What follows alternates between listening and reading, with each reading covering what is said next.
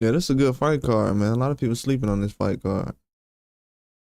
I think this is gonna be one of the best fight cards of the year. If Shakur would have been on this fight card, it would have been top notch. I think him not being on the fight card it makes a difference because that was a fight people was talking about, even though it wasn't something they wanted.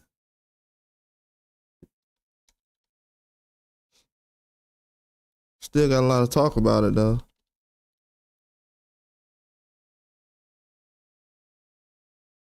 But it's been some very good matchups put on that fight card. I had to actually look at it, but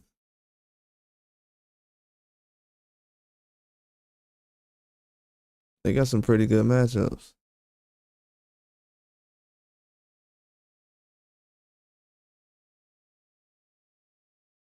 That Frazier Clark fight should be better than it was the last time.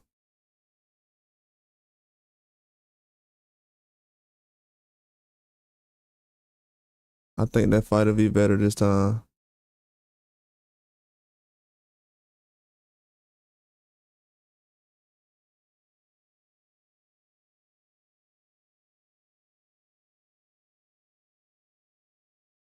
I don't know if it's gonna end in a knockout, but should be a better fight.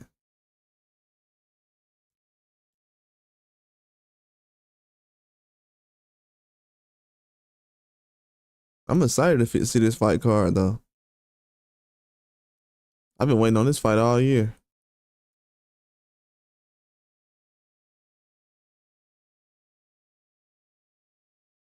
Bivol look like he ready to go, so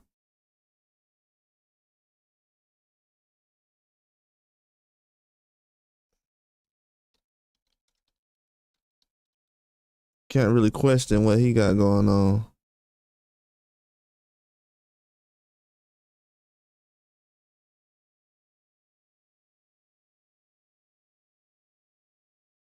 I seen the press conference. It was good. Wasn't too much trash talk going on. It was a good press conference though.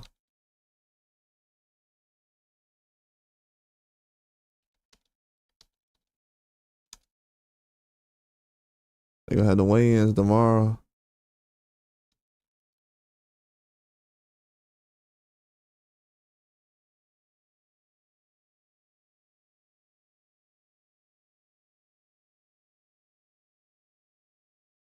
Yeah, after the weigh-ins, today kind of had some weigh-in energy to it.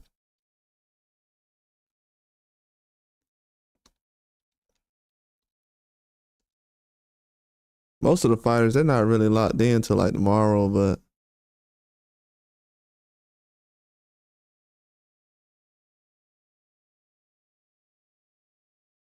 from what I've been seeing, it's a lot of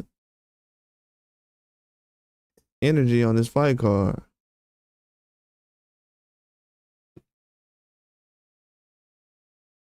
Yeah, but I'm gonna go down one by one. So with the Chris Eubanks fight, I think that's gonna be a very good fight. I wasn't expecting him to take a huge fight and be on the undercard, but this guy's competitive, I guess. He got stopped a couple times, but should be a decent fight. If Chris Eubanks come to fight tough, man, he should be all right.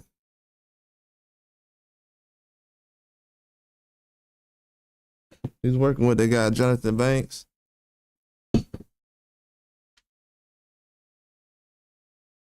I know they have a game plan, so he's gonna come to fight.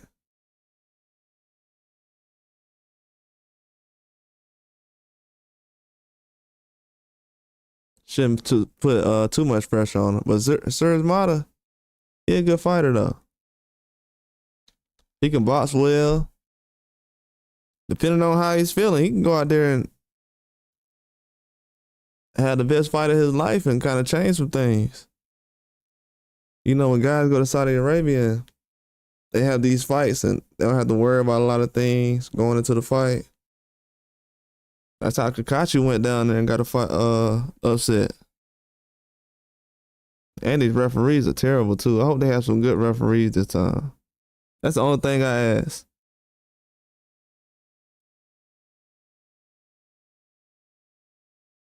Just let the referees be a little better this time.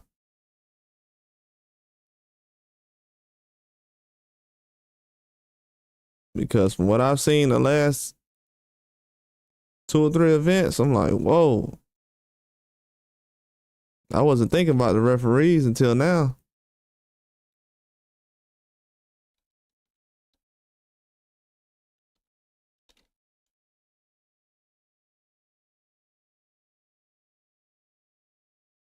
Yeah, but that referee situation got to get fixed ASAP. Has to.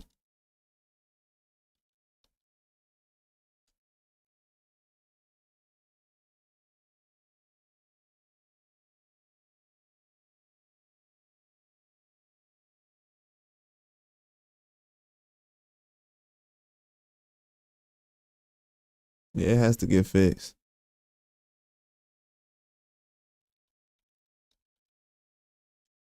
It's not gonna be an easy fight for a lot of these guys on this card, though. Most of them, it's their toughest fight, except for Clark and Wardley. They already fought each other.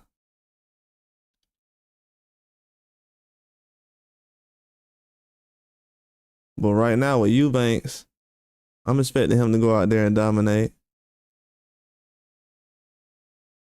Seems to be in good shape.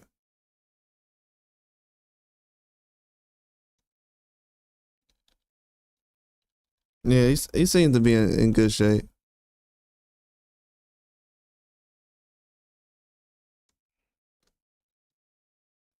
But Wardley, I think with the experience he got in the last fight, he's gonna be able to go out there and make some things happen with Clark. Those guys kind of gassed out early. I don't know if they was both going for the KO. Well, they both actually had a chance at a knockout, but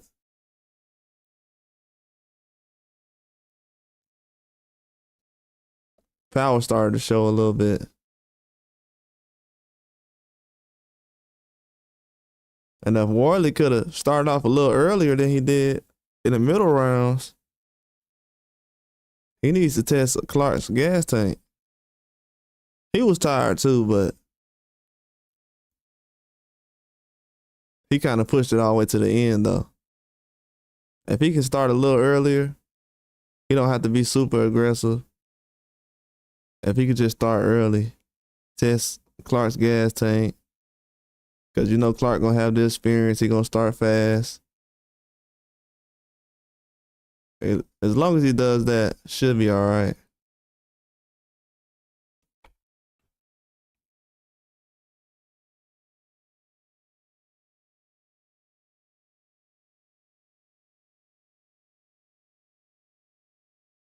Yeah, that's kind of how I see it.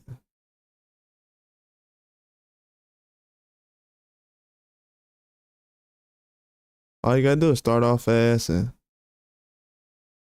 just wait. Cause I know Clark gonna start off fast. Just let him start off fast, wait. Then you should be all right after that.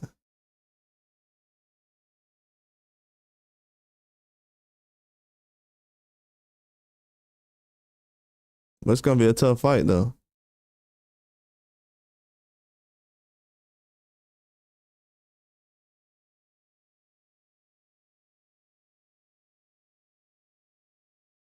I don't know how many people look at this fight as a top fight, but it's a top fight.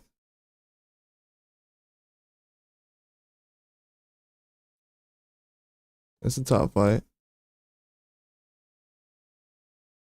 These guys like 2 fights away from making a splash, so it's definitely a tough fight. This was one of the best fights I've seen this year. It just didn't end good. The last 2 rounds got a little bit sloppy, but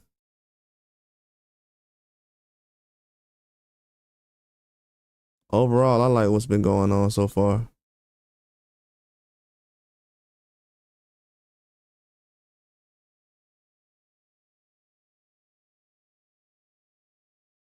Yeah, I've been impressed so far. They just got to make sure these fights consistently happen so these guys can stay active. Cause I don't know if they might come out this fight and fight. Their stamina might be a lot higher.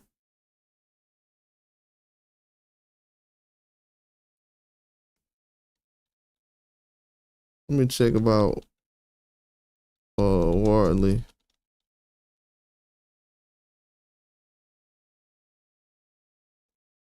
Cause I know he's the younger guy.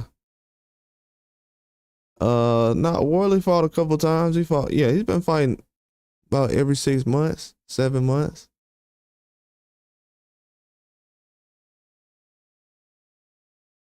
Yeah, so he's been getting rounds in. Probably should have fought a little bit more, but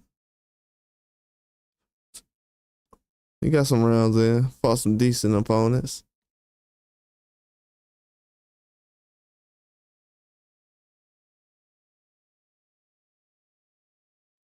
Yeah, I know that Eric Molina fight. Eric Molina's. He been in some tough ones.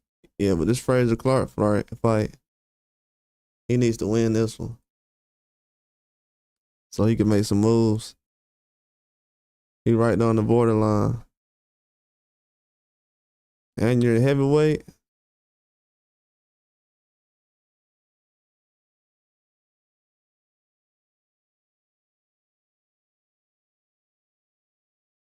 Yeah, you're a heavyweight. You got to make something happen.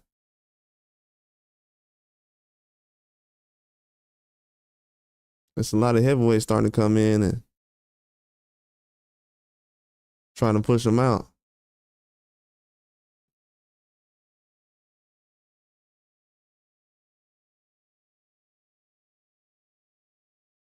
But it's gonna be a good fight though. I think if Apatide come in there, if Fraser Clark come in there and he can put something together. Because I had him in the last fight. He had the fight early on, but I feel like what's up, 3V? I thought Fraser Clark had the fight early on, man. But he couldn't make the moves and he kind of threw the fight away. He had the fight. He could have stopped Wardley.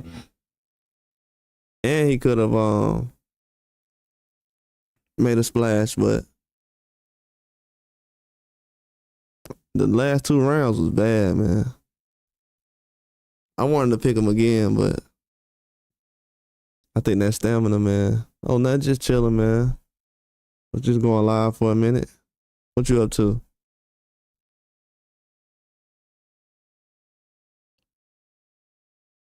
Yeah, I ain't doing much. Good, I ain't seen you in a minute. You gonna watch the fight this weekend? I just seen the press conference. It was pretty hype. That was a good press conference.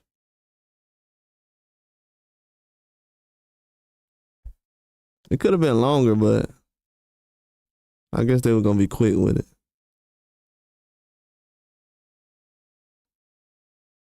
But yeah, it was a good press conference. Yeah, me too. Yeah, I'm trying to make time to watch it. I'm gonna see what happens. It comes on early, so by this time tomorrow the fight will be on. Comes on. Well, not tomorrow, but Saturday. Keep thinking today's Friday for some reason.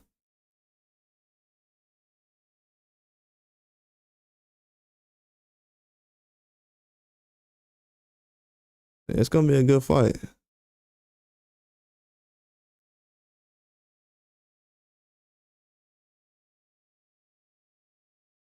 But I think this Avatar fight, I don't know, man. I want to go with a knockout, but This guy Jack Massey.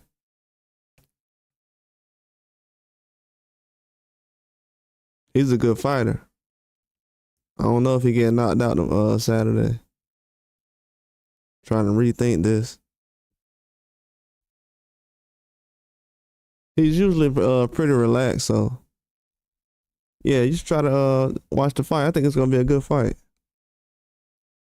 It's gonna be a lot more fights coming on, so it's not like you gotta do whatever you can to watch it, but I think it's gonna be entertaining. I think the undercard gonna be good. I think it's gonna be a lot better than what I expected. The closer we get to the fight, I'm starting to realize now. Oh yeah, this undercard is real good.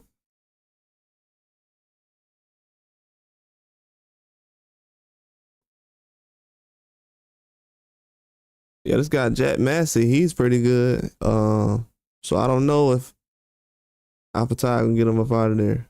I'm trying to think, like I'm thinking he is, but I might change my mind on that. It might have to go 12 rounds. This guy Jack Massey, he can box. Knows how to roll punches, survive. Clinches a lot, which helps because he'll punch right out of the clinch. Yeah, so he's still dangerous. I think he went the distance with Joseph Parker. And he's fighting a cruiserweight. It's a huge wild card. That guy's a wild card right there. Don't know. Yeah, I'm gonna have to go through that and double check. But I think Avatar gonna be all right. He gonna box. He has a lot more as far as skills overall than Jack Massey, so I think he'll be able to dominate. But it's gonna be a tough fight though. If Massey tries to be a little rough fighting the inside, might be a different fight. If he could do some things like Breedis did, because Breedis made it a dog fight. Instead of him just boxing, he was like, nah, I'm not gonna win like that. Let me make it a dog fight, give myself a chance. He definitely gave himself a chance, but what's going on, Alder Pal?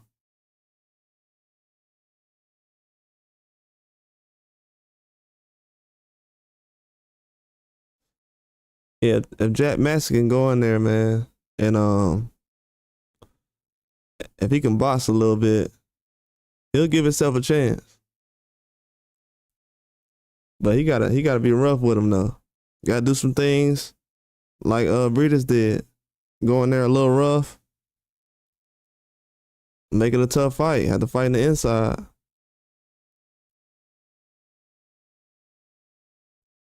I think Avatar can fight in the inside at a high level, but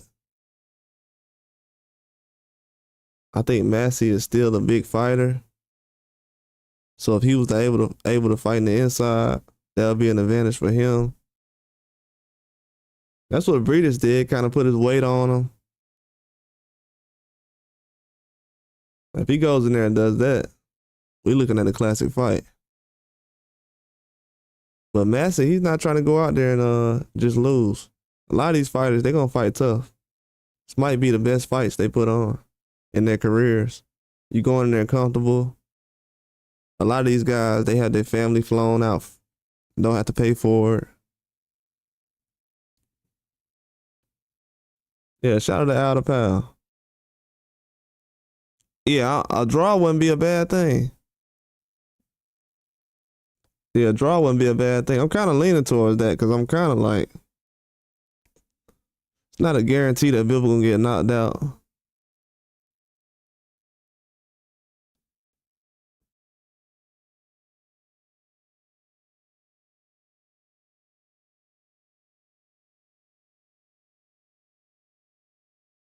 Oh yeah, I had Bivol. I still like Bivol.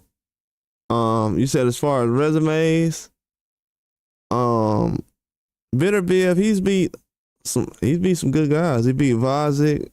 He beat Marcus Brown. Um, he beat Cullum Smith, I think.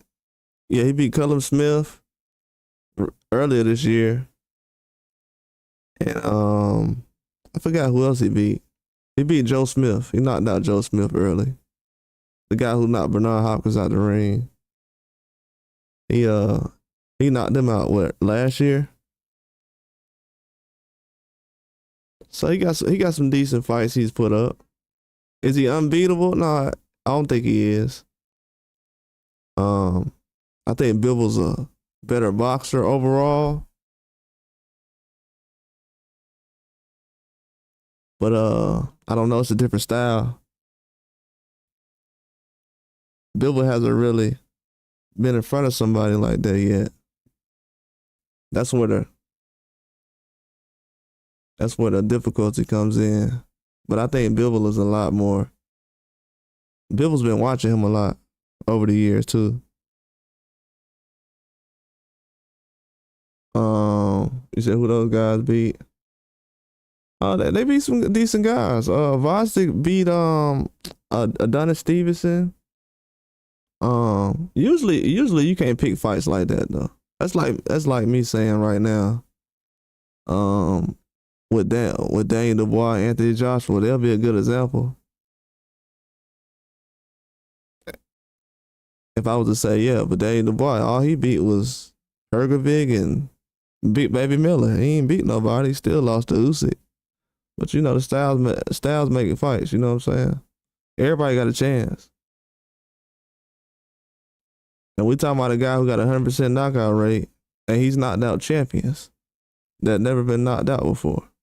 A lot of these guys he knocked out never been knocked out before. These ain't no bums. You know, a lot of these guys that Beterbiev beat, he's put them in the hospital. You know what I'm saying? I mean, he's put them in the hospital, and they put people in the hospital.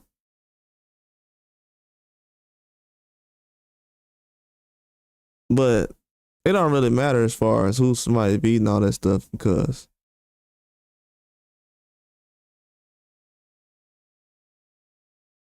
yeah, I'm pretty sure. So how they gonna? So everybody in the UK gotta watch it on ESPN Plus.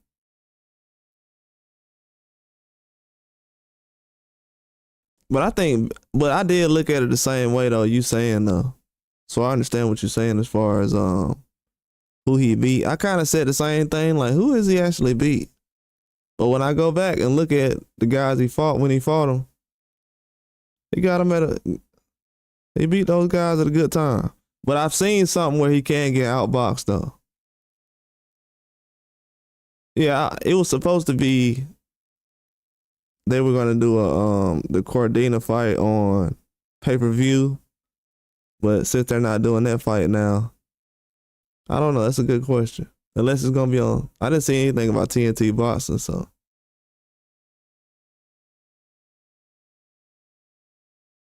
I wonder if the undercard I wonder if the card is gonna be free in the UK. It might be free. Or just on ESPN Plus altogether. I don't know. It's a good question. But yeah, I didn't feel like Bivol was fighting high competition over the years, but lately I've been kind of leaning towards the other way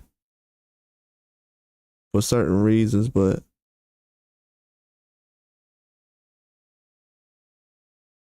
I think he's a tough fighter. I think he's definitely a tough fighter. As Bivol has fought bigger names, but I would say, how would I say this? Beterbiev has probably fought guys with more experience, though. No, that's true. That is true. Yeah, he's fought guys with more experience.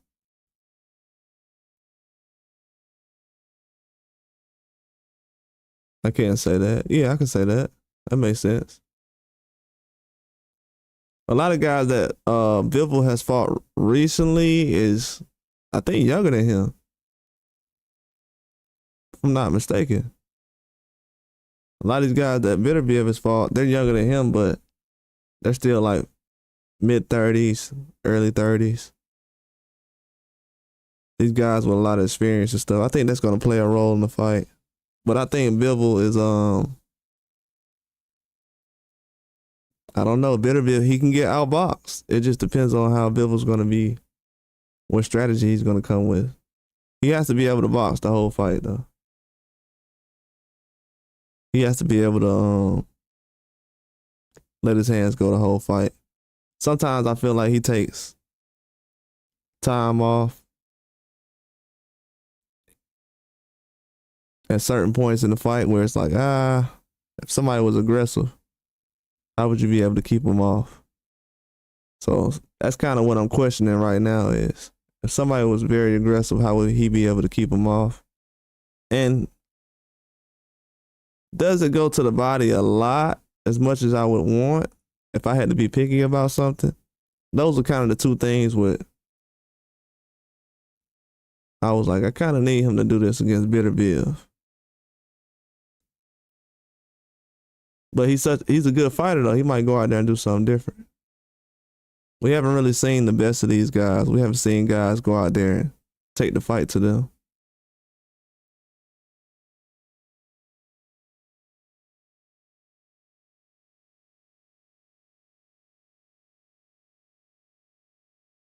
Yeah, I don't think Canelo gonna end up doing it.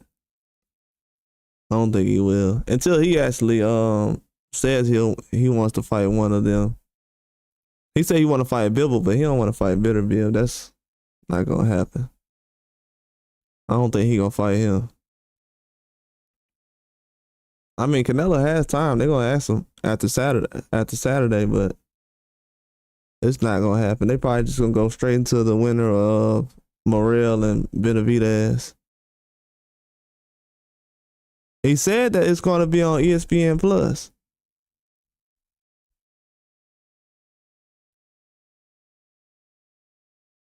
He said it's gonna be on ESPN Plus. The way I'm looking at it, Canelo's gonna wait until he find out who the undisputed champion is, and he's just gonna go after him instead of just jumping in and trying to put some fights together in the middle of all this. He'll just jump in later on and say, okay, I'll just make this fight with Bivol or Beterbiev.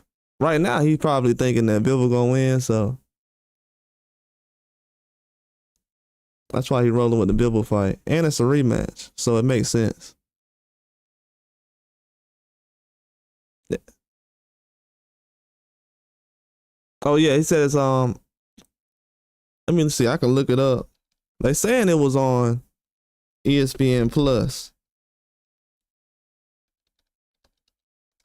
Then they said the Shakur and Cordina fight was gonna be on DAZN. But then that fight got canceled. Let's see how to watch.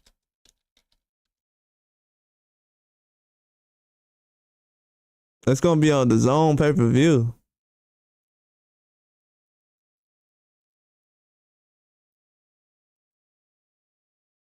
Hold on.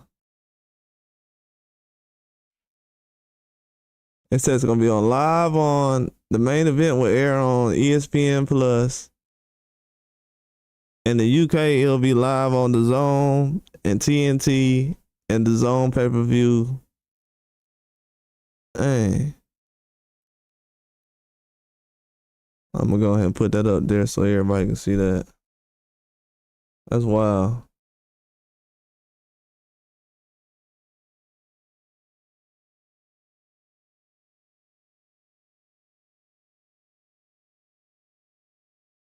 Yeah, that's crazy. So yeah, it's gonna be on the DAZN pay-per-view. It's gonna be on ESPN Plus still.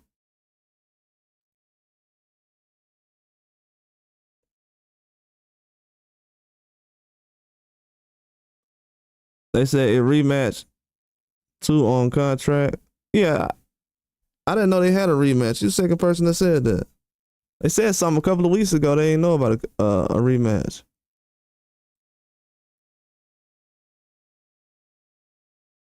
So that's not gonna make sense for Canelo to fight them right now.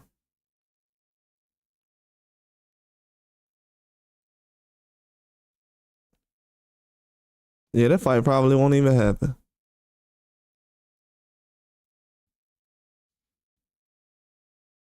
He said no, the Shakur was supposed to be pay-per-view. Oh, this was what I just got. They recently printed out. This is the recent updates they put out. How they gonna show the fight? They got the Zone and TNT Sports on there, so they're gonna show it on TNT Sports and the Zone in the UK. Then in the US, they're gonna show it on ESPN Plus. Yeah, this gonna be a good fight card though. This undercard is gonna be better than the Fury and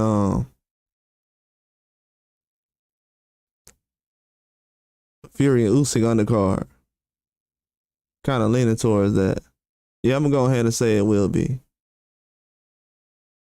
I think the Jack Massey fight and Apatow fight is gonna be a good fight. I was sleeping on Jack Massey for a little bit, but I think he's a better boxer than what I realized. Don't know if he's gonna get knocked out. I think he's gonna be able to make it. I don't know. I'm kind of 50-50 on that right now.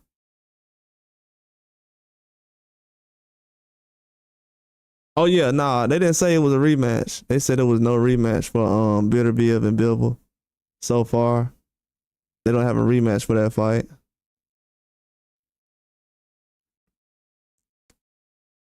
Yeah, they said they don't have a rematch. I was expecting a rematch, but they don't have one.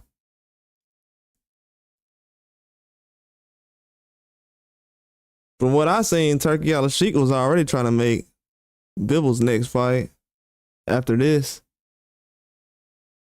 He was asking Apatow to fight Bivol. I know he said he want to fight Bivol. Then I think he asked Benavidez to fight Bivol. Then recently they was talking about Canelo fighting Bivol.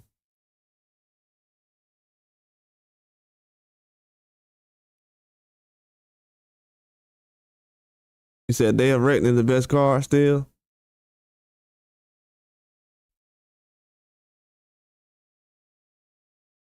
Yeah, I like the one card that with Bacoli them on there. That was a good card.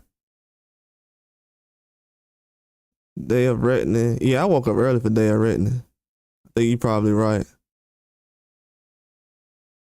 I woke up early for the Day of Reckoning card. Yeah, that was a good card.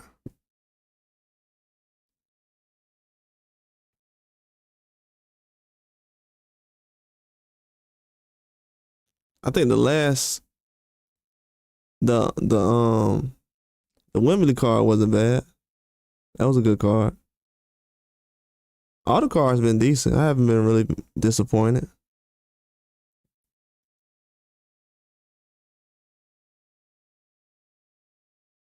I think this card is gonna be loaded though. I don't know, man. With this Whitaker fight, I kind of was leaning towards being Whitaker. I think in this fight, I think I'm gonna be rolling with Liam Cameron in this fight. Just gotta be honest with you. I picked Ben Whitaker, but I think I'm gonna go ahead with Liam Cameron in this fight.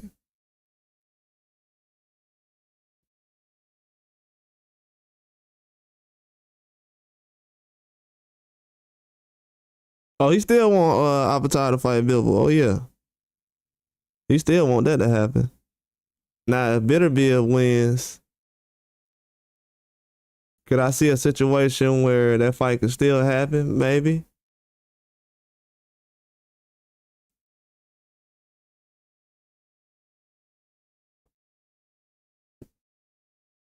You know, boxing's kind of weird.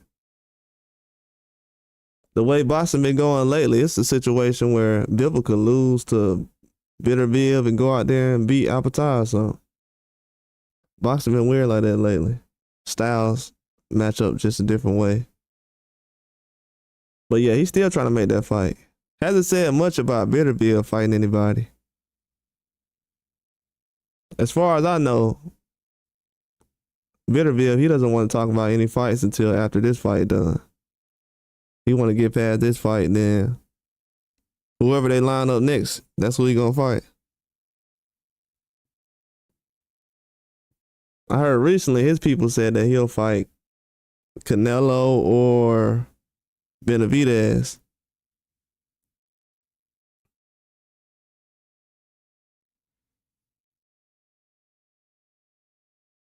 Yeah, he'll fight Canelo, but I don't know if it's gonna happen.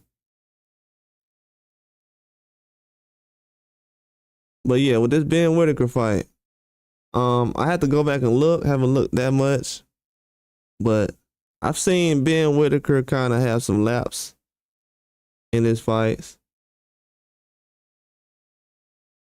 Ooh! Oh my God! Oh, you throwing Serge Mata in there too?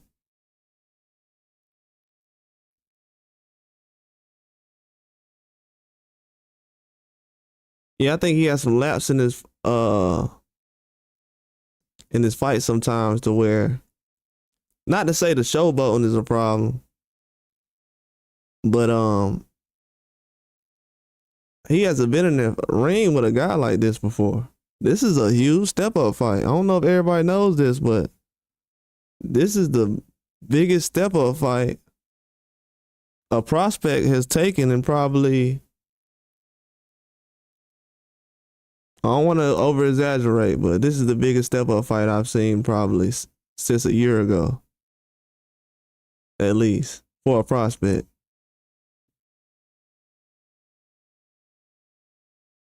A guy with 8 fights. This is a very difficult fight for Ben Whitaker. He's going there. He's going in there with a guy who's trying to win. I mean, the last guy, a couple of guys he's fought, they've been in there to fight, but to win, I don't know. To survive, to last 8 rounds, 10 rounds, yeah, but it's a different kind of fight right here. I'm still high on Ben Whitaker, but this is a fast step up fight. This is gonna be a very close fight. I think Cameron can pull this off. Ben Whitaker only had one 10-round fight. He's only had one 10-round fight. He's went the distance, what, twice, 3 times? Only 3 times. A 6-rounder, a 8-rounder, and a 10-rounder. And you're fighting a guy who's been in 12-round fights before. Yeah, he's been on a long layoff, but he's fought in 12-round fights. So this is kind of like, this is a huge fight. Can Ben Whitaker win? Absolutely, but I think this is a recipe for disaster. I think Liam Cameron is the closest one to get an upset on this card. You said Camille?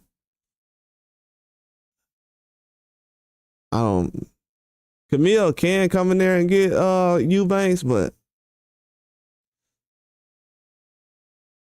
he got to be aggressive though. The only time I've seen guys have success against Eubanks, you got to be aggressive. I would love to go with that. You think Yard next? Bro, that's it. Shoot, this is a tough fight right here. You said Yard? Man, that'll be a tough fight.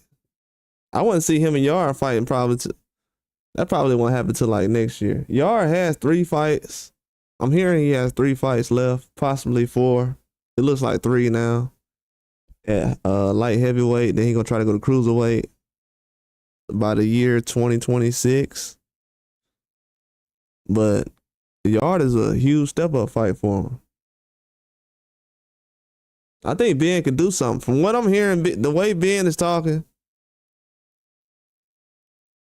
I would say just make it happen. But I think he needs like 2 more fights. Yard is a big light heavyweight. He's a big light heavyweight. Punches harder than most of the guys he's fought.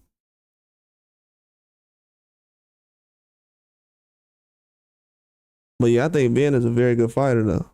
A lot of people don't give Ben his credit for his jab and his boxing ability and his stamina. He has good stamina. But his countering, when he counters, it's good as far as, but when he's in a rhythm, sometimes the opponent tends to catch him. They'll get his timing down, and once they get his timing down, he kind of struggles a little bit.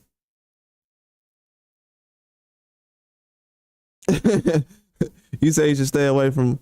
I would like. Hey, that's a good observation you're making, because I think if Ben wins this fight, yeah, you're making some good points. If he makes it past this, he has a lot of options. It's not a lot of guys who have a lot of fights at 175. I've seen a lot of guys with 11 wins. A lot of guys who's like older, they don't have a lot of fights though. He got a lot of guys that he can fight at that weight class where he doesn't have to fight Morrell or Benavidez or somebody like that right now. I don't think he has to do that right now,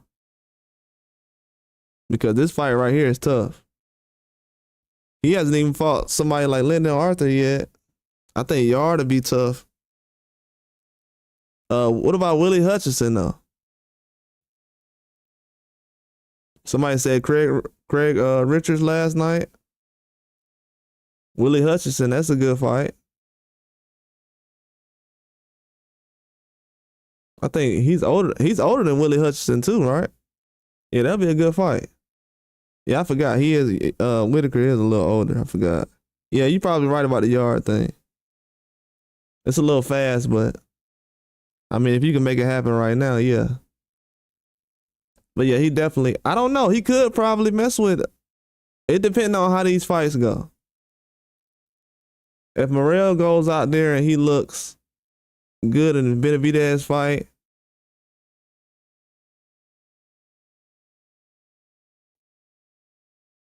I think he could. Him and Ben will be a good fight. They might be the same age. Morrell he doesn't have that many fights, so it's not like a huge advantage he got over Ben. He does have more fights at 10 round and 12 round fights. So yeah, that is an advantage. Yeah, you seen I stayed away from that name, bro. I ain't even finna. Nah. Nah, boy, I said he done got me twice already. I thought Dan Aziz was gonna be in his prime when he fought him. It was a little old. Then Willie Hutchinson tried to bully him. That didn't work. So I said, you know what? Just gonna leave boy I said alone. I forgot he was working with Virgil Hunter though. A lot of times these trainers be mattering. So if I would have known that, I probably would have picked him. Yeah, Boas he got a nice jab though. Fighting the inside. Yeah, a lot of people don't like that undercard, man. A lot of people do not like that undercard. That undercard's been getting trashed. The news out of the UK right now is that undercard is horrible. I seen it and I'm like, gotta agree with them. Could have got some better names on there. So I kind of agree with everybody saying. I understand what everybody's saying now. Could have got some better names on there. I know they've been putting on fights since like last year. These little these Riyadh fights, but could have got like 2 or 3 names on there. It's a lot of heavyweights that's not fighting right now. Hey, let's try to put that together. I know Parker want to fight Zhang. Put that on there. They could have put the Parker and Zhang fight on the card. I'm hearing they're trying to do that fight as like a main event or something like that. I hope they don't save that for a Joshua card or Dubois. Then those guys aren't going to fight for a long time. It doesn't make sense what they're doing right now as far as that. But this undercard is decent. But the Fury and Usyk undercard, it was bad. I felt like that about the other undercard. It was good. Turned out to be good. The other undercard was bad, but it had Breedis and Kakachi and Cordina. I end up liking the card, so it might be better than what we think.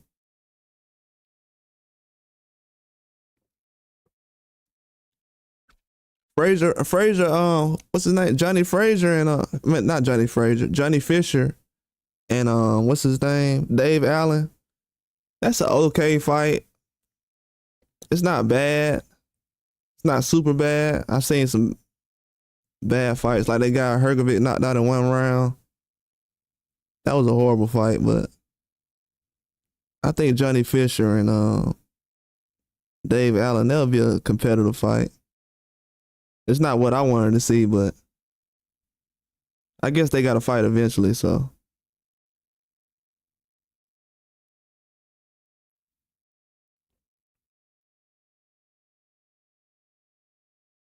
Oh, you got Beterbiev? Yeah, I got Beterbiev, man. I like Bivol though, man. Bivol locked in. I gotta pick somebody, but I don't care who wins really.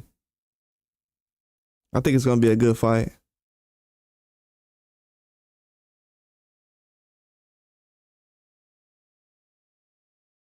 You said any news on Michael Hunter? Michael Hunter is possibly gonna be involved with some of these fights soon. You might see him on the card.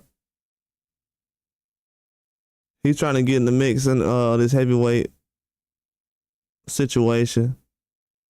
They looking for some more guys to pull in like they did with Bacoli. So you might see a Michael Hunter on one of these cards soon. I was actually gonna say something about Michael Hunter earlier this year, but I know he fought on some smaller cards recently to try to get active, get some activity, but he might be on one of these Riyadh cards soon.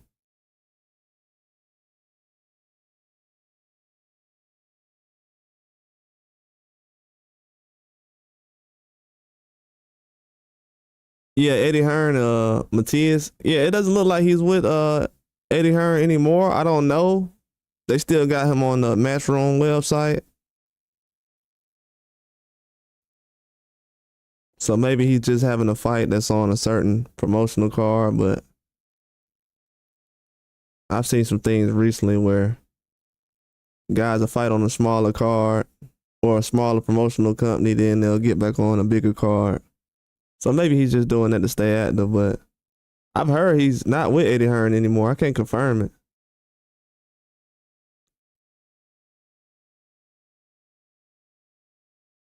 I know he's fighting in like a month.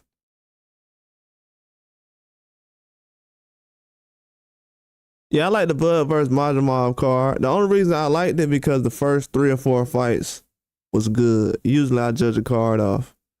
Was the fights at the beginning just as good as the fights at the end?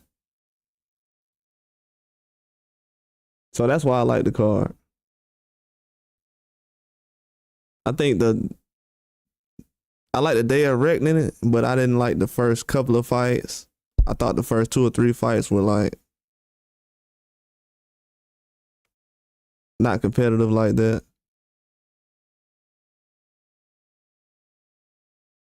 Yeah, I think Char's supposed to fight soon. Let me look it up. I think Char's gonna fight.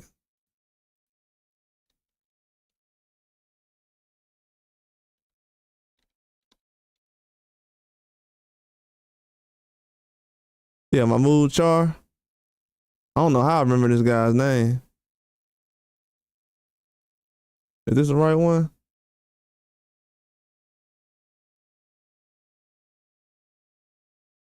No, this ain't the right one.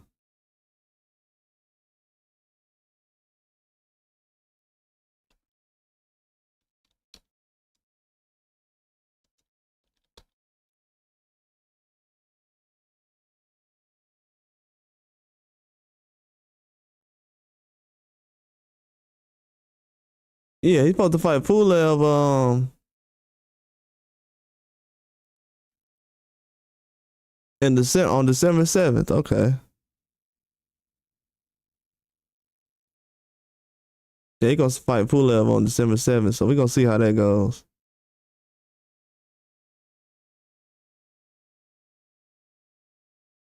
Yeah, him versus Hunter would be crazy.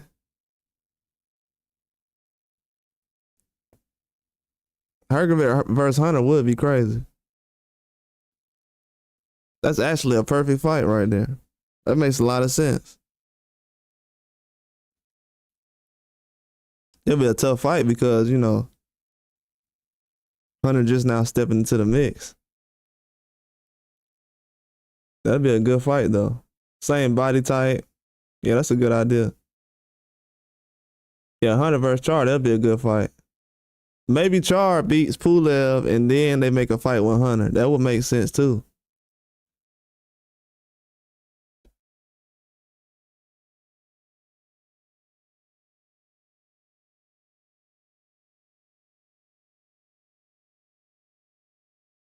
Yeah, it does kill the hype.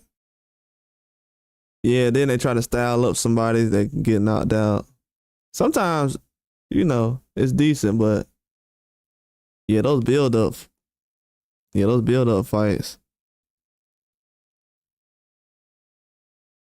Sometimes they're not good. Or it's just not competitive, you know what I'm saying? One-sided fights.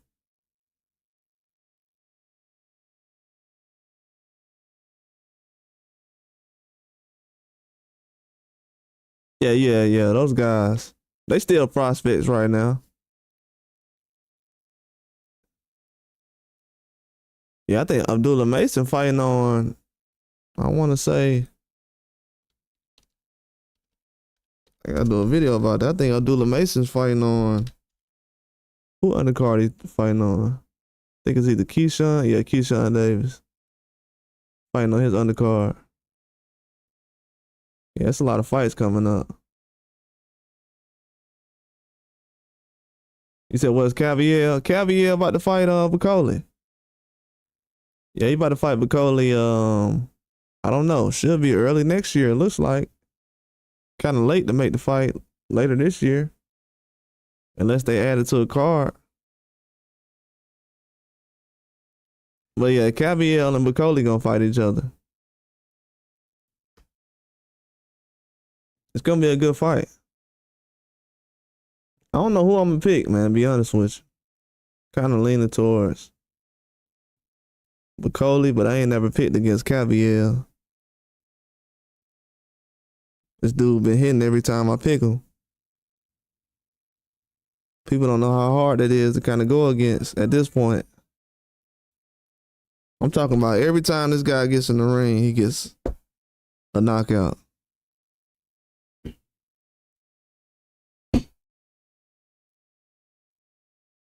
Yeah, so that's a tough fight. But Bacoli, he's been fighting tough and he put on some good weight too. He's not skinny as he used to be.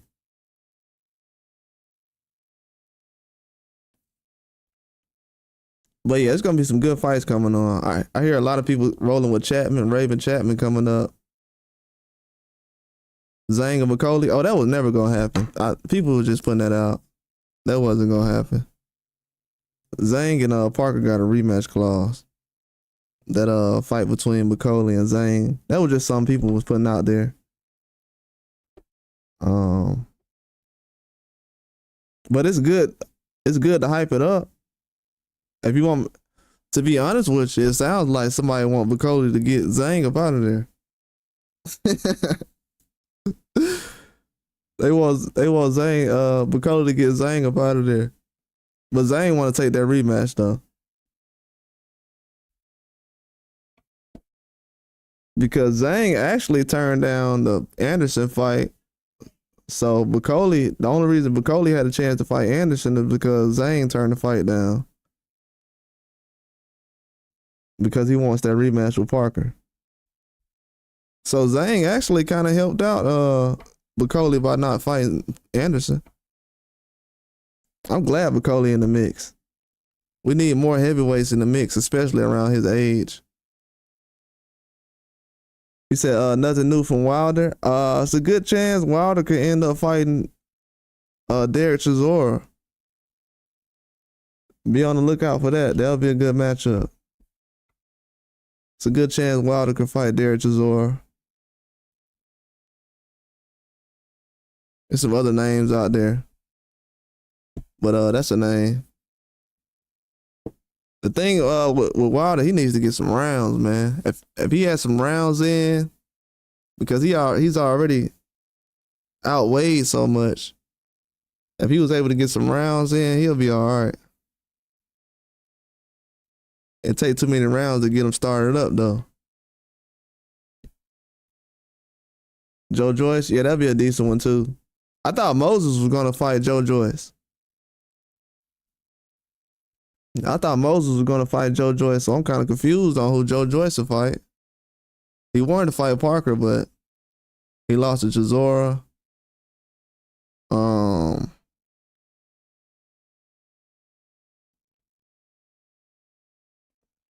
Did Joe Joyce fight Dillian White? I don't know if that'll be a good fight right now.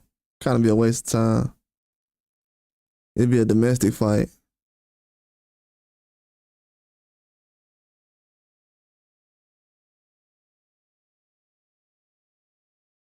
Oh, I wouldn't mind seeing Frank Sanchez fight Dillian White. He said a PFL card stat next week. Boston and UFC stat next these UFC are stat these 3 months. Man, you know what's crazy?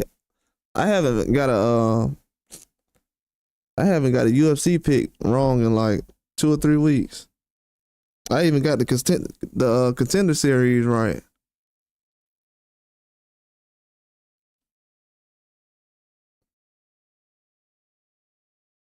I've been studying that UFC recently.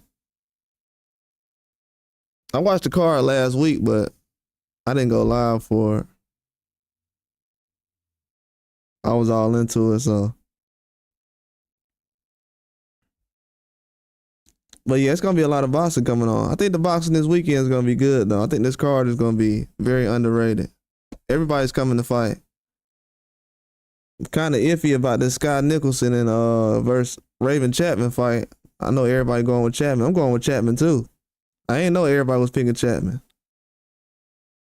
But Nicholson, she's kind of, I don't know, man. She got a good counter ability. Jermaine need to desubscribe. I thought Jermaine Franklin had a fight coming up, but I think the news kind of changed on that. Now at 140, I don't know. It's kind of difficult to say at 140 because I know Frank Martin is moving up to 140. Jermaine Franklin, I don't know. I heard he's gonna try to get in the mix soon though with these fights. Well, I can go ahead and say this then. If you see, I'm just guessing, but if you see, I heard Clarissa Shields is supposed to be on a Saudi Arabia card soon, or it might be Africa. But if you see her on the card, you might see Jermaine Franklin on there too. You might see Jermaine Franklin on there.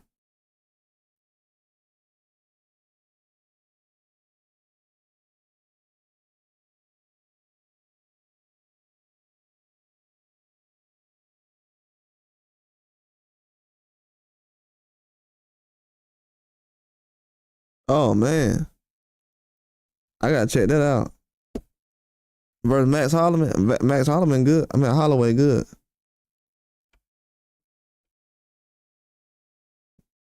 Hit him with one knockout.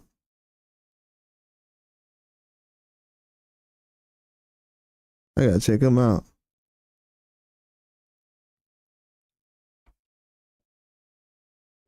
Yeah, it's gonna be some good fights coming on though. He said Charles Martin.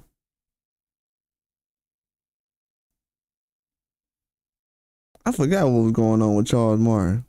A lot of these guys been sprinkling in some fights recently. He said I meant Charles Martin.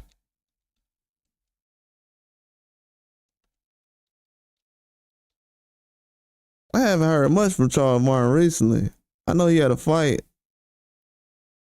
Oh yeah, he is fighting November.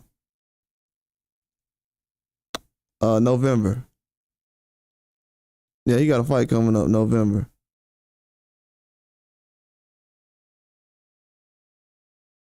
It's in California somewhere.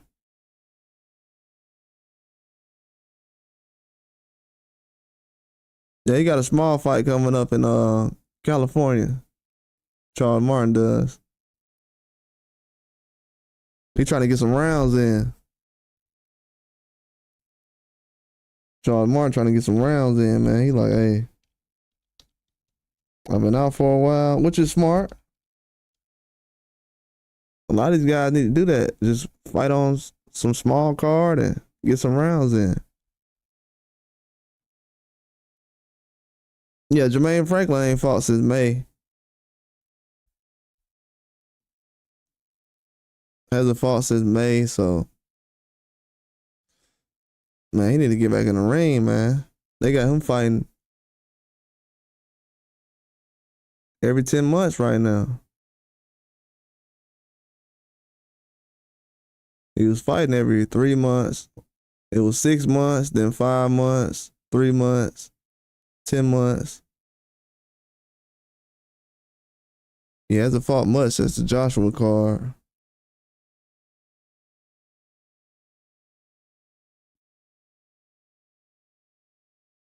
Yeah, they need to keep him active.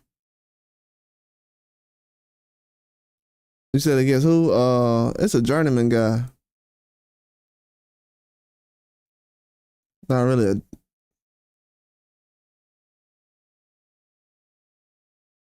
Matthew McKinney. Some guy named Matthew McKinney. It's a small promotion fight. The guy fought Chris Arreola not too long ago though. Got knocked out early.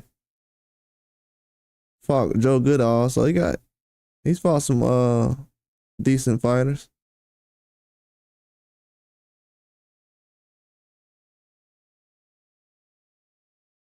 Yeah, he's fought some decent fighters.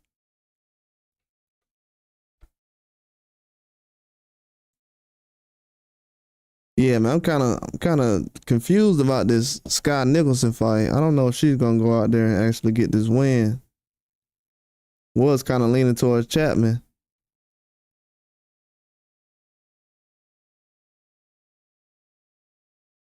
Chapman might be too confident. She acting like she won already. And I'm not just saying that either. I was like, a couple of days ago, I'm like, nah, she just happy.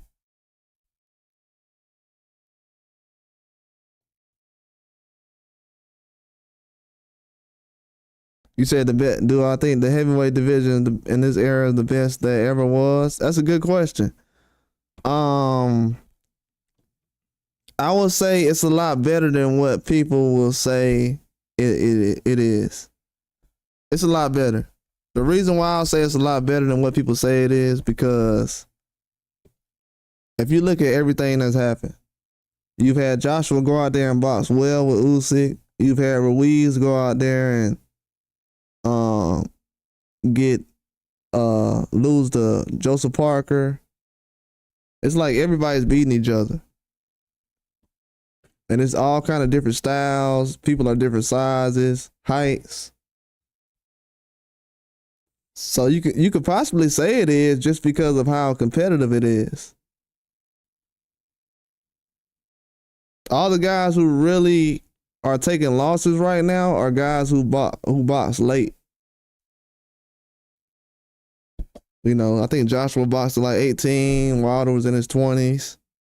Most of these heavyweights who's like consistently winning, or what you will say are the guys who are undisputed right now or elite, they've been boxing since they were kids. So, I mean, it all makes sense.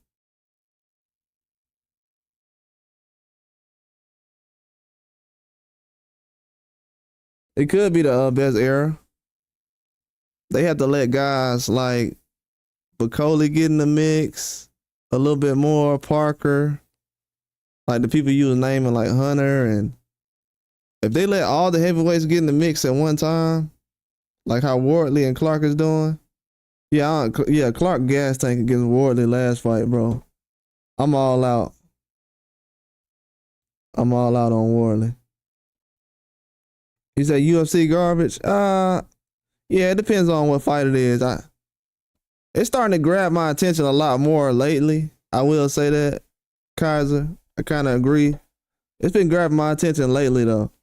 The fights lately.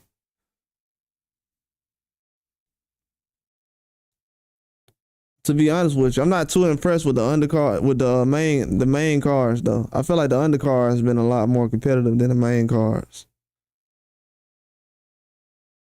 Yeah, Clark gassed out so bad, man. If you go back and look at that fight, he literally sat on the ground. He sat on the ground right after the fight. And I said to myself, bro, I could never bet on somebody like that. This man sat on the ground. Think about how long guys train in the gym and how exhausted they are, or how many times they go on 8-mile runs. This dude sat on the ground. Like, man, I can't even do a post-fight interview right now. Let me just sit on the ground. I'm like, bro, was you in shape or? Yeah, that's unheard of to me.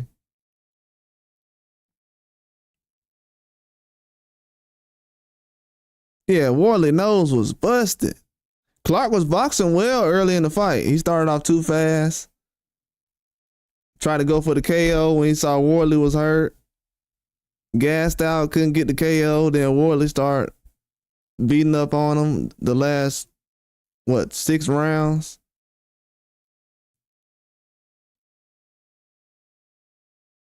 Yeah, I know UFC ain't got them big names no more.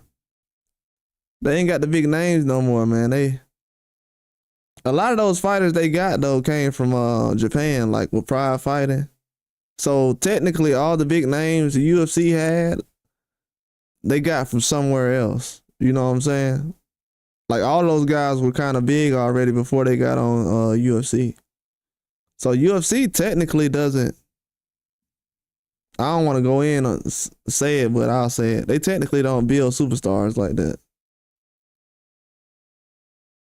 To be honest with you, like these days, they gotta force you to like guys. The first thing they'll say is, "Oh, nobody can beat him." Oh my God! Like the guy that Alex Pereira fight last week. That dude, he should have never been in the ring with Alex. Like, are we serious? He should have never been in the ring with Alex.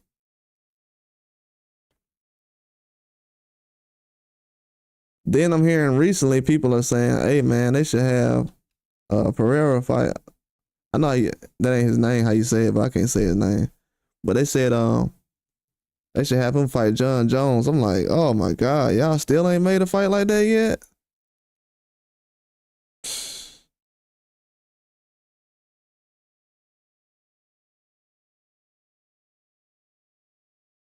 I don't know. I just know Dana White can't do that in boxing. You can't have no talent in boxing sitting around.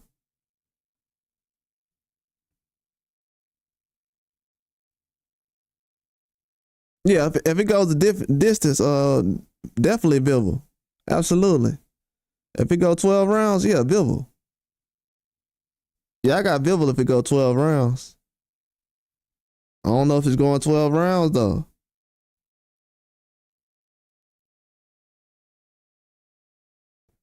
I gotta see how Bivol is in survival mode. And he got to outbox this guy for 12 rounds.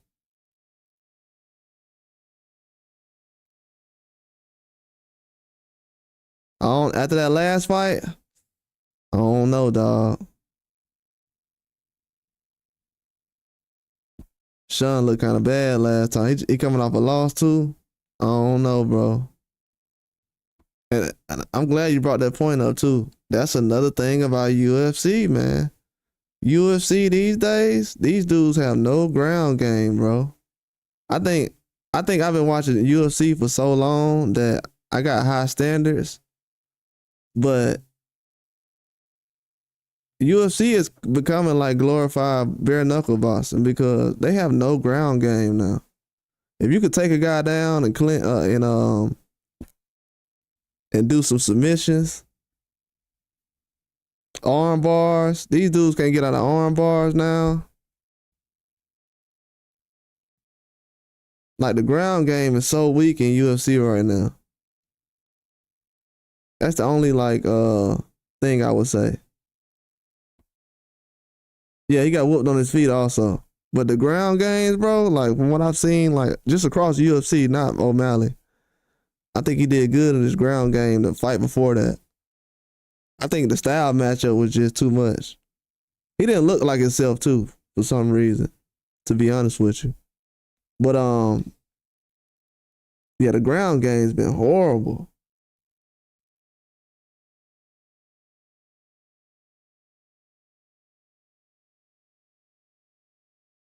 You said Beterbiev is too old or too injured? Okay. I mean,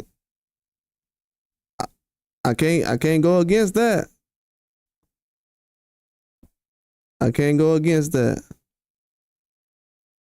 I cannot. At this point right now, I put the information out. I put out information about how Bivol knows Beterbiev, where they met, how long they've been knowing each other, what kind of relationship they got, who learned from who growing up, who watched who was considered the, it's just everything. It's a lot. They got a lot of history behind them that people ain't tapped into yet. But once I learned certain things about them, I was like, these guys know each other. They know each other very well. They can be almost cousins at this point.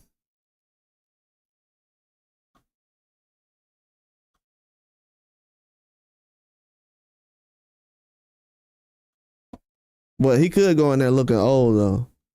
Y'all kind of scaring me though. I ain't gonna lie to you. Cause I want to put some money down, but I'm like, people saying draw now. I kind of believe in a draw. I believe he can get outboxed by Bivol and look old and injured. Yeah, man, I don't know. I might change my pick at the last minute. I was going with Bivol though. This is a close fight. It's a very close fight. I wouldn't mind seeing a trilogy if it's a classic fight to the point where it looks like something out of a movie. Yeah, I want to see a second fight. Doesn't have to be, but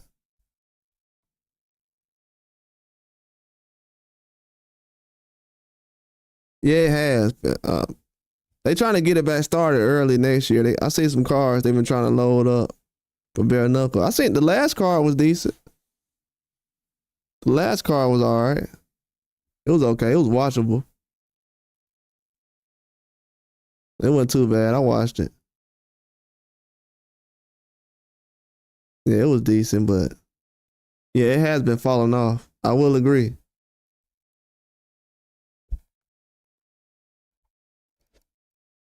They can definitely find a lot of talent. They've been getting a lot of pros doing it. I know Rigondeaux was supposed to do bare knuckle boxing. That would have been crazy.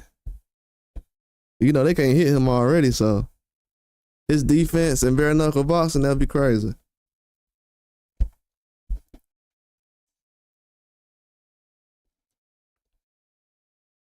They might get stopped due to cuts. Yeah, I can agree with. Well, I think Bivol keeps a lot of distance and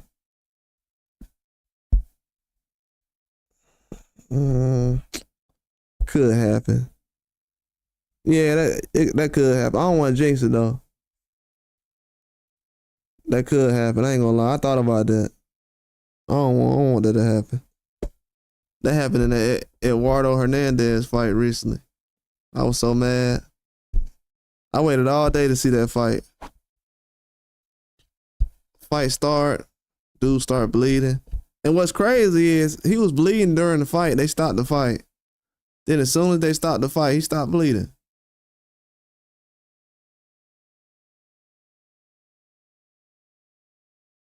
Man, that was horrible. Yeah, it might get stopped to do the cuts though. Cause Beterbiev, he's not gonna stand on the outside and just let Bivol just punch. He gonna try to rush in.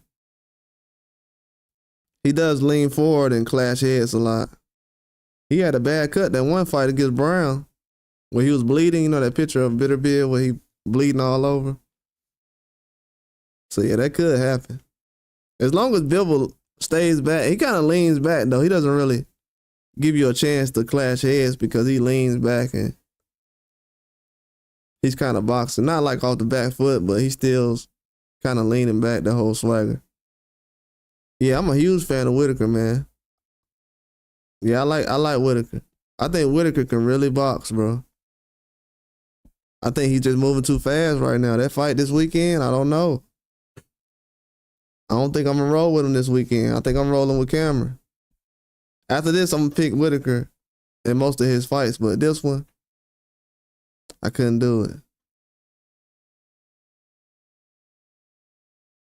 I couldn't do it. I was gonna roll with Whitaker, but I'm changing my mind last minute. This is the biggest step-up fight I've seen a prospect take in probably 2 years. He's only had one 10-round fight, and he's going right into it. Like, man. 1 10-round fight? I mean, when you get in front of a guy who's going to consistently be aggressive for 10 rounds, it's going to be different than what he's been in front of. It's the best fighter he's fought so far.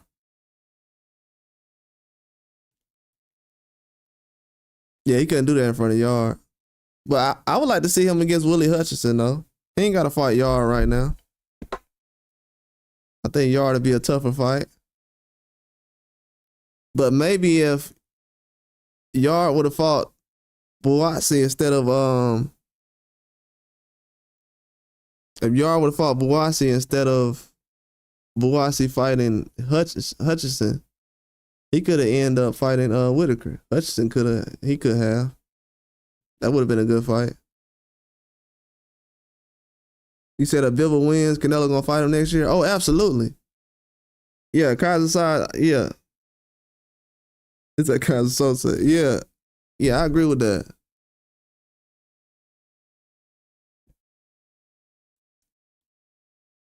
Yeah, Bivol wins, Canelo gonna fight him next. That's gonna be the next fight. Canelo might try to set it up in December. Yeah, that's gonna be the next fight he gonna make. That's why he's waiting right now. You know, Canelo's a smart guy. He's a smart guy. I had made a video last year where I said Canelo was gonna try to jump in front of Benavidez and get the fight with Bivol. And it's actually happening, bro. That's crazy. Yeah, I'm not gonna lie. It sounded kind of crazy when I said it last year. I'm like, no way Canelo gonna jump in front of no way he gonna jump in front of Benavidez and get another Bivol fight. That's not gonna happen. He's doing it. I mean, if you got the chance to do it, why not?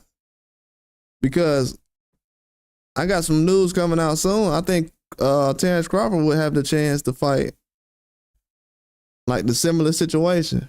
Fight for undisputed in one fight. Not at this weight class, but another weight class.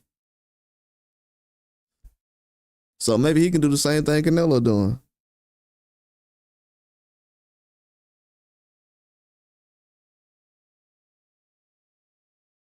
There might be some things going on.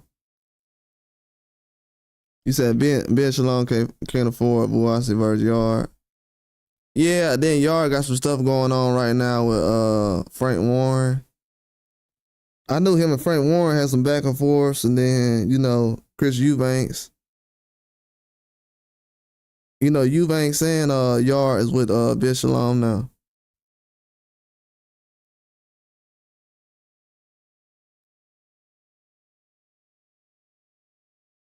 Yeah, both of those guys over there. Hold on, is Boasi over there too? I might be tripping. I know he fought on Boxer recently.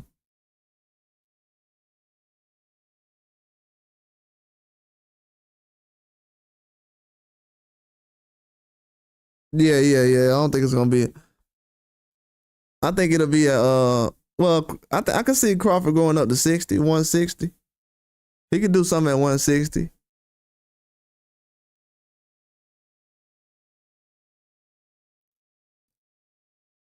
He can do something at 160.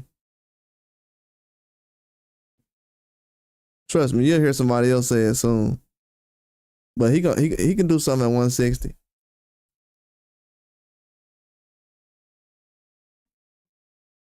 I'm not gonna lie.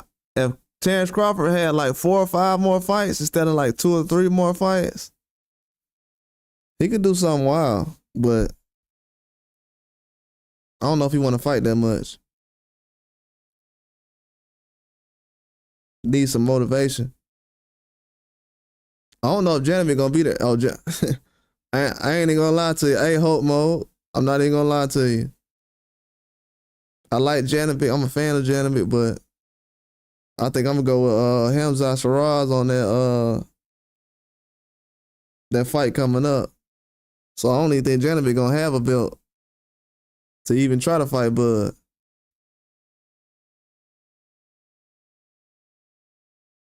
I think Hamza Shiraz is more of a realistic fight than versus Bud than Janet. I think Hamza gonna end up winning that fight.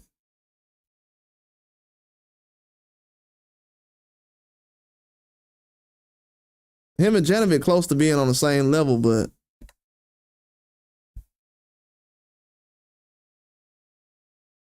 I think Hamza just better, to be honest with you, from what I've seen recently.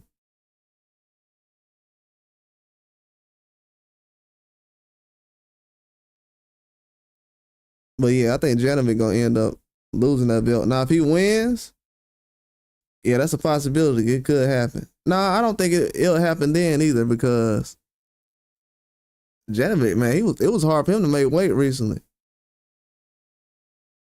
He said thoughts on David Morrell versus Benavidez. I think it's gonna be a good fight. I think David Morrell and Benavidez are two of the best in that between 168 and 175. Nobody want to fight them right now. So it's a win-win situation. To be honest with you, I'm a fan of both of the guys, but I'm a bigger fan of Benavidez. But to be honest with you, I still think Morrell beats everybody else. So if they don't want to fight him, it definitely means it says a lot. And this showed that David Morrell would have fought anybody else. All these guys he's been calling out. This proves he would have fought Berlanga, Munguia, but I think it's going to be a tough competitive fight. I just think that Benavidez is a tougher fighter. Like, let me give you a example. Morrell has 11 fights and Benavidez has 11 12-round fights. Dude has like 11 10-round, 12-round fights. You know what I'm saying? This dude has been in 12-round fights since he was a teenager. That's what people don't realize. David Benavidez has been in 12-round fights since he was a teenager. Couldn't even buy a beer. And Morrell has 11 fights, and he gassed out the last 2 rounds of his last fight. He has talent, but his stamina, I don't think it's going to be built up enough to deal with David Benavidez. And his punch output is way too low for me. His punch output is way low. He got outboxed the last 2 or 3 rounds by a guy who don't really throw a lot of punches. And a guy who's not very strong. The guy, Hot Rod is just as wiry as Benavidez is. But Morrell and Benavidez is the same age though, so.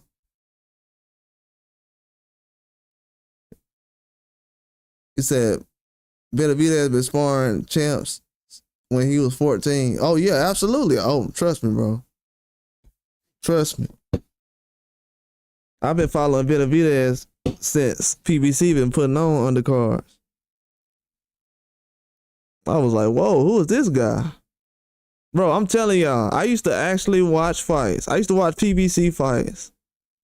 I'll watch Benavidez fight on the undercard, and I'll turn it off.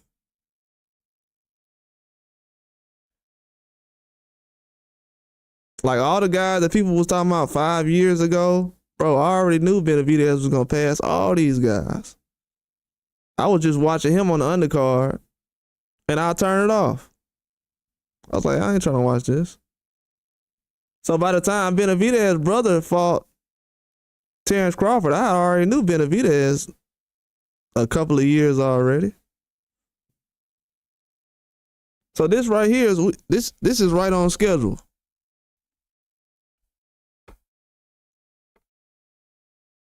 But I think Morrell's punch output is just a low right now. I think he has good defense, good instincts in the ring. He knows when to press, when to lay off. And that's kind of scary. I think I won't say his IQ is higher than Benavidez, but as far as his awareness, yeah, his awareness is, he knows what's going on. Nah, David Benavidez's father came out recently and said that he said he'll let Benavidez go work with Bozy Ennis, Calvin, Coach Calvin, Tank Davis coach. He'll have him work with anybody. He's been bringing in a lot of people to work with David Benavidez recently. I understand what you're saying, but he said he's gotten out the way. Oh yeah, I can't hit on that. Yeah, I can't hit on Morrell. No, I like Morrell. Me and Morrell got the same birthday, so shoot, I know Morrell a cool guy, but I can't pick against David Benavidez. I just can't. It's almost like at this point I can't pick against Beterbiev. I should have been that way with Usyk. I was that way with Usyk, but I stopped.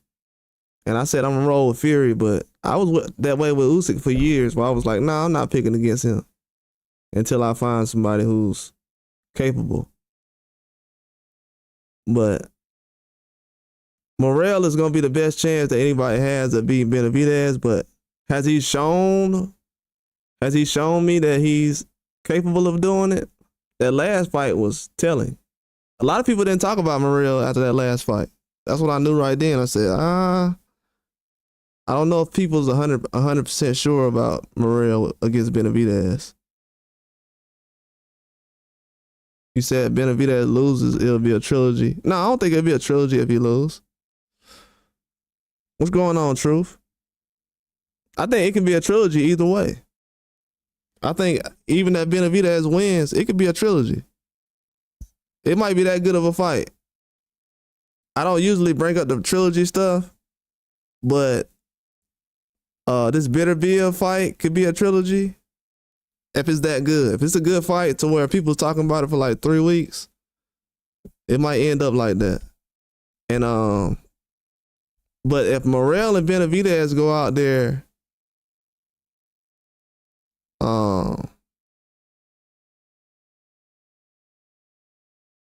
that'll definitely turn into a trilogy. Cause they young, they can fight 2 or 3 years. No, Hot Rod, I like Hot Rod. Everybody said Hot Rod was gonna get knocked out. If you go back to my prediction video, I said Hot Rod was going 12 rounds. I'm just keeping it a buck.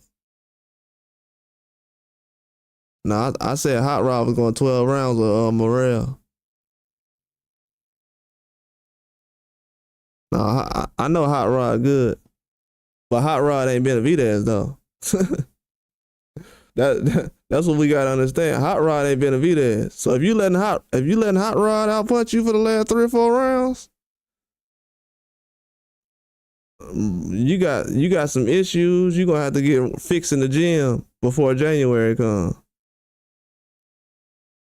But no, I like Hot Rod. I think Hot Rod good though. I wanted to see Morrell fight Vozick though. That's what I wanted to see him do. I mean, the dude ain't fought that much. He done been in a lot of 10-round fights, but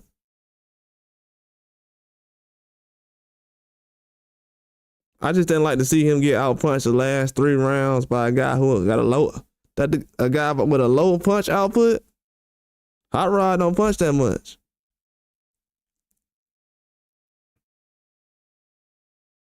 I was like, nah, that's a red flag. No matter if I'm picking, I can turn around and pick Morrell tomorrow, but it's still a red flag that he didn't punch those last 3 or 4 rounds. Bivol was that way too. Where I looked at that, I was like, Bivol kind of took off some time against Canelo. If he would have pressed in some of those rounds with Canelo, when Canelo was on the ropes, and he just stood back, I'm like, you could have got Canelo up out of there. And Bivol wasn't going to the body against Canelo. If he would have went to the body, he could have stopped him.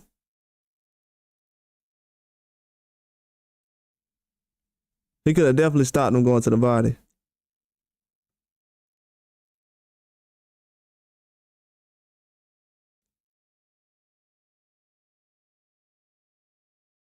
But Morrell is he's a good fighter though. I wish he had more pro fights. I really do. I wish he had, people say Ennis have too many pro fights. I wish Morrell had that many pro fights so he can be a little more sharp. But he got a very good jab though. Does he have a better jab than Benavidez? He probably does, but he ain't using it that much. Like over the course of rounds, like he ran out of air. He ran out of ammo, really. I didn't like that. That was a red flag. Fabio or Clark. Yeah, I ain't doing Clark no more, man. Clark his stamina bad.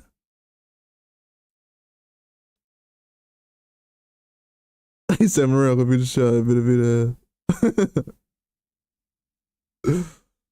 Hey, if Morrell don't beat Benavidez, they better pray to God he beat Benavidez. Because the way people been talking about how he was ducking Benavidez, they better pray to God that Morrell in his 12th fight beats Benavidez. Because if he doesn't beat Benavidez, these people said Benavidez was ducking a guy with 11 fights.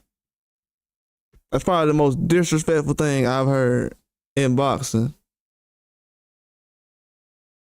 since boxing has started. Can anybody name any other time a guy with 11 fights got ducked? They saying Benavidez is the only one who ducked the guy with 11 fights.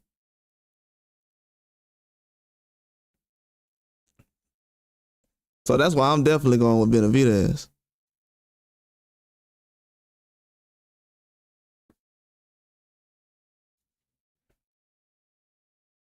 My only question is, and this is real talk when it comes to Morrell, my only question is, who has he beat? This is where I get confused at. Who has he beat to say that he's going to beat Benavidez? That be my only question. When we talk about Benavidez, we act like he ain't beat Caleb Plant. Then we act like Caleb Plant is a big deal that Caleb Plant beat McCumbee a couple of weeks ago. I'm like, oh, okay.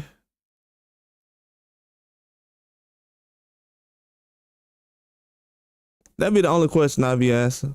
The Hot Rod win was good, but it's not Benavidez though. And it was a hard fight. He sparred triple.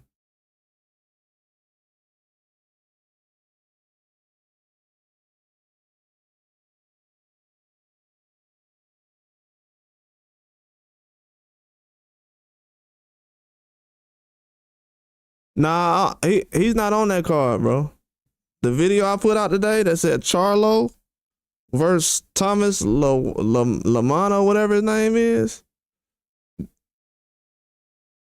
They said the last fight I heard, they talking about Benavidez, Morrell versus that Charlo versus Lamano fight. That's what they putting together. That Andre the Charlo fight, unless it's the little Charlo, I don't think that's happening. That was just a rumor though. A lot of these rumors make their way around and they end up on YouTube somehow.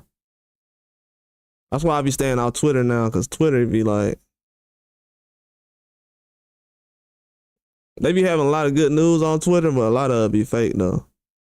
Everybody be trying to be first and they be trying to guess fights. I be guessing fights, but I be getting them right though. These dudes be putting out fake fights year round. I be like, whoa.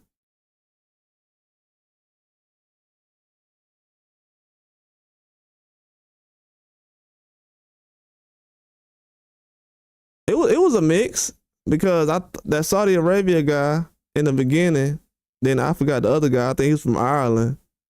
I don't know what company that was from. Then it had McCauley on there. He's from the boxer guys. Then they had Majramov with Eddie Hearn. Top Rank with Anderson. It was a mix. It was a mix all the way through. The only PBC fighters was Andy Ruiz, Arroyo, and Pitbull. There's only 3 guys. It was a lot. Technically, it was a mix, really. Am I missing out on some people? Or was it more?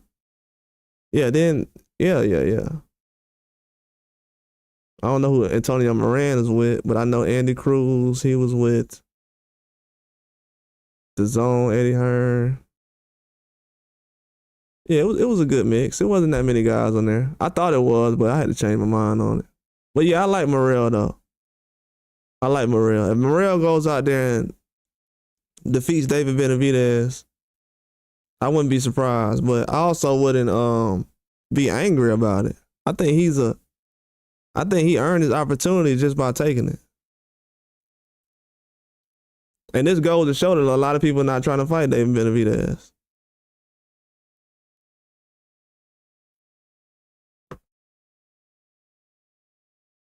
That's what it really shows. And it also shows a lot of these other boxers ain't fighting. Because I'm going to have some videos come out soon where I'm going to be asking the question of why is Morrell and Benavidez fighting right now? And Mizumoto, I don't know. I got to see what Mizumoto do this weekend.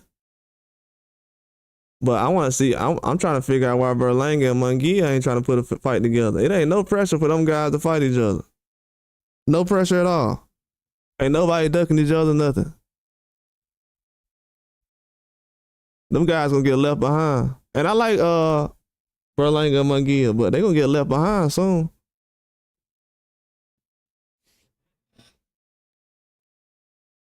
These guys the same age putting on mega fights without Canelo together. Munguia and Berlanga should have fought each other. They really should have. Cause I'm gonna tell you right now, 168 is getting a lot more talent. What's the guy everybody likes right now? Iglesias. He at 168. Pacheco at 168. Okay, y'all can stick around if you want to. Hey, Berlanga and Munguia, they can stick around. Just stay where you at. Wait till these other guys like Pacheco and everyone else raises up in the rankings.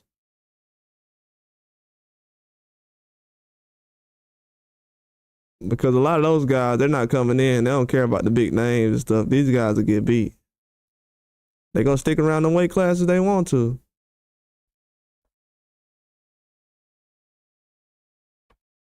Yeah, but Mizumoto, he'll get destroyed by Nick Ball. Right now, ain't he like a bantamweight?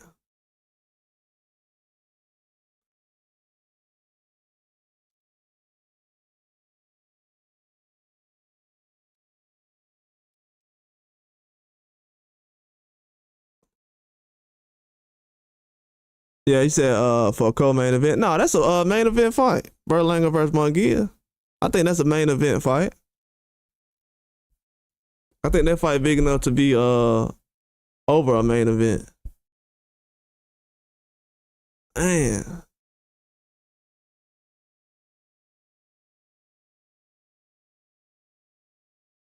Oh yeah, 126. Oh, he said Tank need to move to 140 to get some real competition. Nobody watching. Nobody at 135 touching Tank. I mean, I don't have no problem with Tank fighting 135s. He just need to fight him. At this point right now. As big as a Tank Davis fan I am, he got to fight somebody at 135. I know I heard people saying that some crazy stuff, bro. Like at this point right now, to be honest with you, at this point right now, I'm not even asking boxers to fight anybody no more. I mean, fight who you want to fight. If you want a guy like Abdullah Mason to have a better resume than you, or a Devin Haney at 25 or something like that. I mean, at this point right now, Tank Davis might not never fight Lomachenko because of Lomachenko finna retire or thinking about retiring. So he gonna end up retiring with no Lomachenko fight. And when history looks back, they gonna tell everybody how good Lomachenko was. Then they gonna say, why Tank Davis ain't fight him? And people gonna say, well, Lomachenko ducked Tank. He didn't want to fight him. Then everybody gonna say, well, why is Lomachenko #1 pound for pound fighter in 2000 and so? But y'all saying that, how was he #1 pound for pound, but y'all saying that he a duck?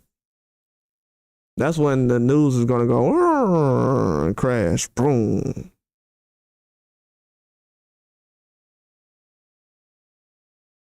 So yeah, everybody they dug a hole with that one.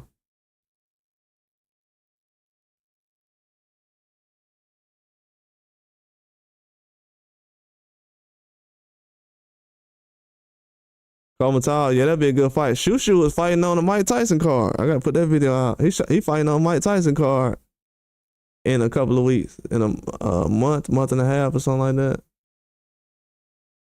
Yeah, time ain't waiting in boxing no more. Turkey Al-Sheikh ain't finna be around for another 20 years or whatever. Turkey Al-Sheikh finna make these fights he said he want to see. As soon as Turkey Al-Sheikh say, hey man, I done seen enough fights, I'm up out of there. Turkey Al-Sheikh ain't finna be around that long. That's why Eddie Hearn be at every event Turkey Al-Sheikh got going on. He like, yeah, I'm finna show up. Not trying to miss out on no money. So you know Oscar, he'll leave and go do something else. Eddie Hearn, he at every fight. Let's go.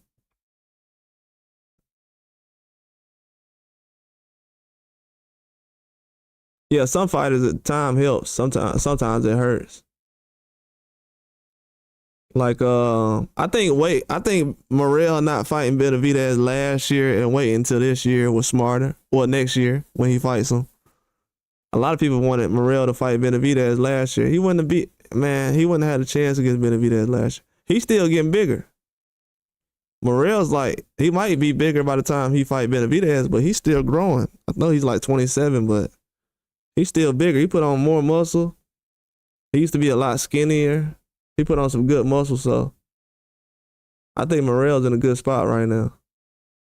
He confident right now. He ain't had nothing happen to him to where he feel like. And then the last fight wasn't a knockout fight, so that's a good thing. He didn't go out there and knock the dude out, so you realize now you can't knock everybody out. So yeah, it was a good fight. That's what he needed. I'm telling you, these next, after Morrell and Benavidez fight each other, they're gonna be big names regardless. No matter what happens. It's already been done. Once you sign the fight, man, nobody cares after that.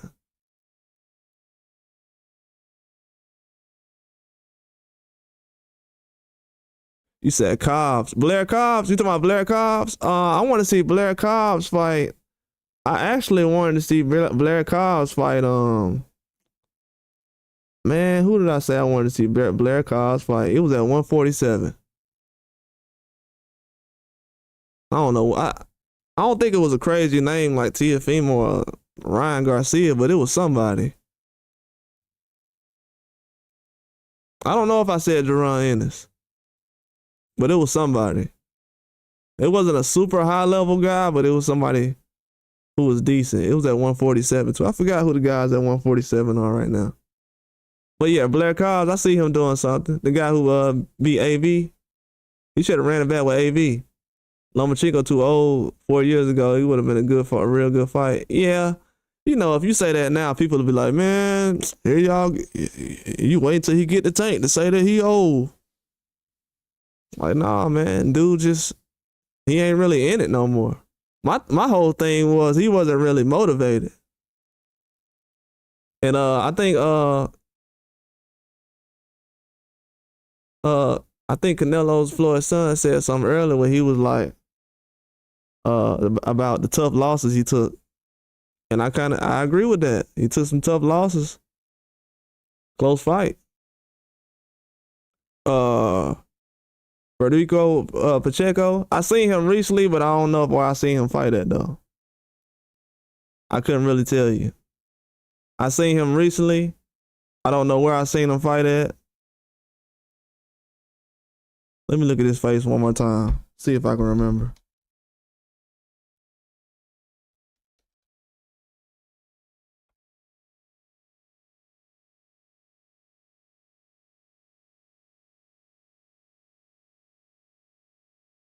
Have I seen him fight? I don't know if I did see him fight.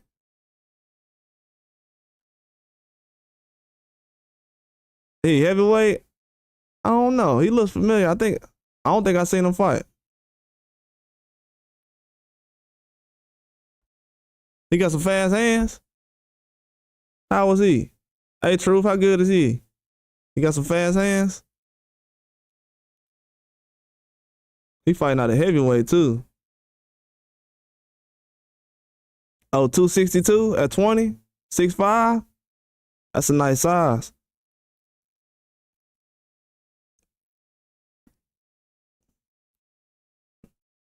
Okay, I'm gonna check him. I'm gonna check him out. My first time seeing him.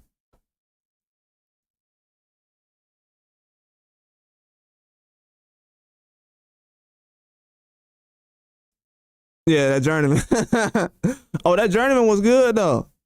Salido was a journeyman, but he was good though. He was a journeyman because like he'll fight anybody anytime type of thing. But he was a good fighter. He wasn't a bum. He wasn't a bum. He was actually fighting recently, not too long ago. PBC had like one of those fights where they had him on the main card.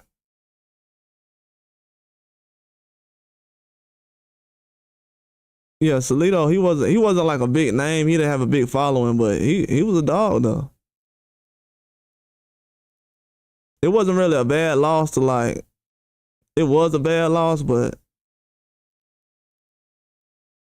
as far as boxing, you know, it was all right. It was a tough fight.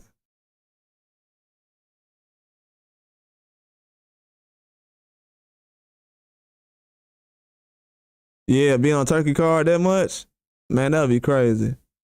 Yeah, Turkey bought Ring Magazine, man. Yeah, Salido was a beast, bro. Yeah, Salido was a dog. What's going on, PD? Yeah, Salido was an animal, man. That wasn't no bad loss. If you look at the losses Lomachenko had, I mean, it was all close. I'll give him that. He didn't go in there and get blown out or nothing. I gotta give him that. The dude was close in all his fights. Could have went either way. Yeah, if he wouldn't have fought really the end of this year, I thought it was over. You can't keep taking a year off every year. He hasn't been that active either over the last couple of years. He had the war situation, came back.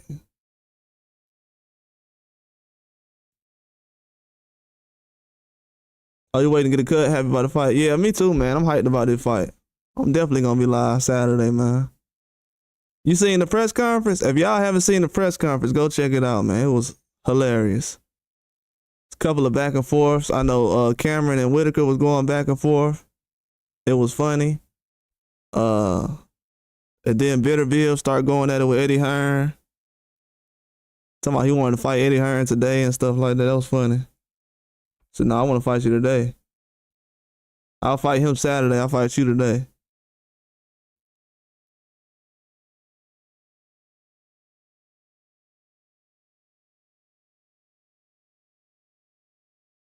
You said, was it one of those Uzbekistan? Oh yeah, it might have been Giazov. No, it wasn't him. He had 54. No, he had 47. I think it was Giazov or Stanionis. It was Stanionis, but he got a fight already. That's what it was. Was it one of them? Yeah. Loma went pro too late. We didn't get to see enough from him. Shoot, he went pro. They go pro. They go pro in their late 20s all the time over there. All the time. That's by design. That's why most of these guys they have a lot of miles on them. Over here, like in Mexico, oh, you're not familiar with most of them? Okay, I'll give you a rundown then. Let me go ahead and give them a rundown. The reason why they have so many, I'm gonna give you a quick rundown then, PD. I'm gonna go back over these fights. For PD. The only upset I see two upsets right now. I see Chapman and I see Cameron possibly upsetting Whitaker. Just because Cameron is a guy who's been in a lot of 12-round fights. This has only been Whitaker's second 10-round fight. The dude has 8 fights. I mean, he has 8 he had 8 fights. He's only been in one 10-round fight. This girl Chapman has high punch output. She punches very accurately, has a lot of snap on her punches. But Scott Nicholson, a good counter puncher. But I feel like this fight is going to look like Michaela Mayer versus Sandy Ryan all over again. So that's why I'm rolling with that. But Cameron, he's a tough guy. I was possibly gonna pick him to beat Lyndon Artur. After Lyndon Artur fought Bivol on day of reckoning, he ended up fighting him. Gave him a hard, tough fight. Lyndon Artur almost got, like, it was a point in that fight when Lyndon Artur almost got stopped. But he ended up winning. But the guys Whitaker been going against lately, the last couple of guys I've seen him go the distance with, they're not really on this guy's level at all. Those guys are prospects. So Whitaker been going the distance with these prospects, and he's getting in front of a guy who's a 12-round fighter who can basically go with the best of them. He just went the distance with Lyndon Artur. He punches very well, has a good jab. The thing about Liam Cameron, he has a good jab. He has a good left hook. He doesn't punch like he just started boxing yesterday. I'll say that. And he has knockout power. He got 10 knockouts, but he got net knockout power. This guy, Jack Massey, he went, he's fighting at cruiserweight against Alpatai, but he went the distance with Joseph Parker. This dude, Jack Massey right here, he went the distance with Joseph Parker. So he got a lot of power, and bro, when they punch him, he really just, the punches kind of roll off of him a little bit. Yeah, Emmanuel Augustus, yeah. Emmanuel Augustus was a problem. I like Whitaker. I think Whitaker a beast. But this dude is taking a step-up fight out of this world. He's fighting somebody who's should be in the ring with somebody else right now. And Whitaker like, yeah, I'm ready. After that last 2 fights, I think Whitaker should have waited at least 2 more fights. I've been saying it for the last 2 months. How long I've been knowing about this fight? About 2 months. I said, it's kind of close for him to just jump in the ring with a guy like this. People don't know how rare that happens, but. And then Frazier Clark.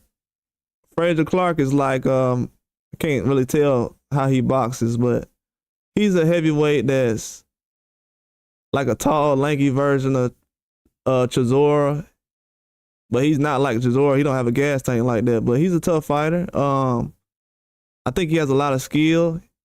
He's a better boxer than Fabio Wardley, but Wardley has more heart, better stamina.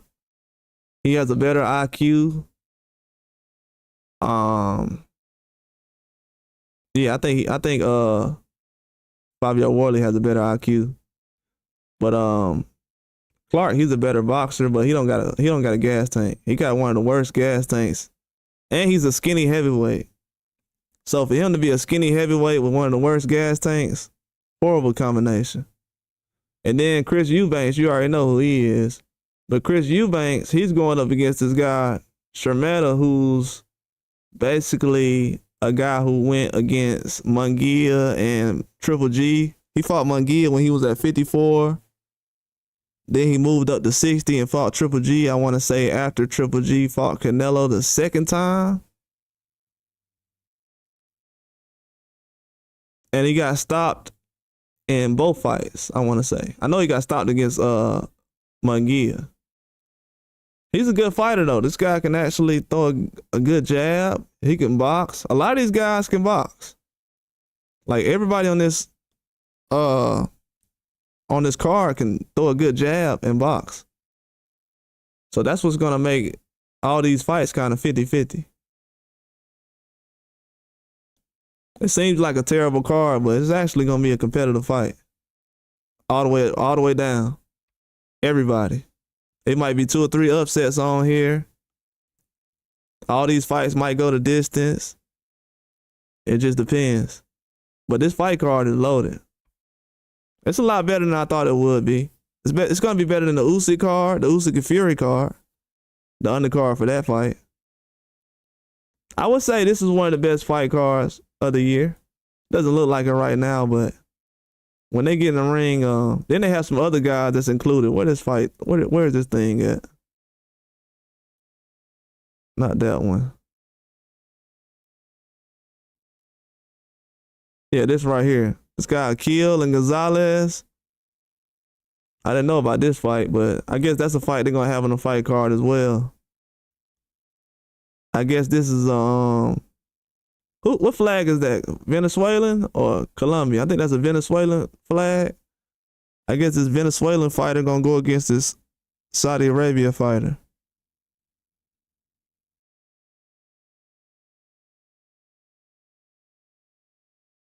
So that's gonna be the first fight on the card.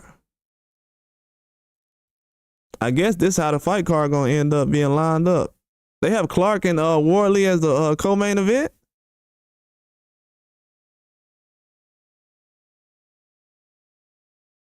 They probably doing that because it's a rematch of a main event. That's probably why.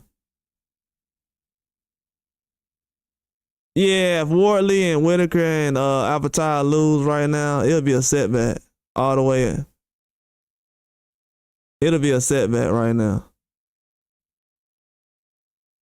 It'll be a setback. But man, Whitaker, if he wins this fight, and he has a good chance to do it, that'll be good for his career. So now he doesn't have to try to take more step-up fights. He can get in the mix right now while 175 is kind of wide open. Besides Benavidez and Morrell, it's not really any guys that's at 175. That's a huge factor to the point where you got to figure out what you're doing or you got to prepare. Now, it's a lot of decent talent at 175, but he might want to get in the mix right now so he can try to, because I know Beterbiev and Bivol, I don't know how long they'll stay at 175. Or they might try to do other fights outside of the weight division. They fought everybody so far, so I know they'll fight Benavidez or somebody, but after that, they're going to move on. Bacoli a sleeper at heavyweight? Yeah, he is. He is a sleeper. If he get past Cavier, it's going to be bad news. It's not a lot of people with his size at that weight class. I don't think Fury will fight him. He got other fights lined up, so that's not going to happen. Oh, that's his brother? Oh, he's at a Pacheco brother. He leaning straight back, which is not good when he fights. Oh, he do? He be leaning straight back?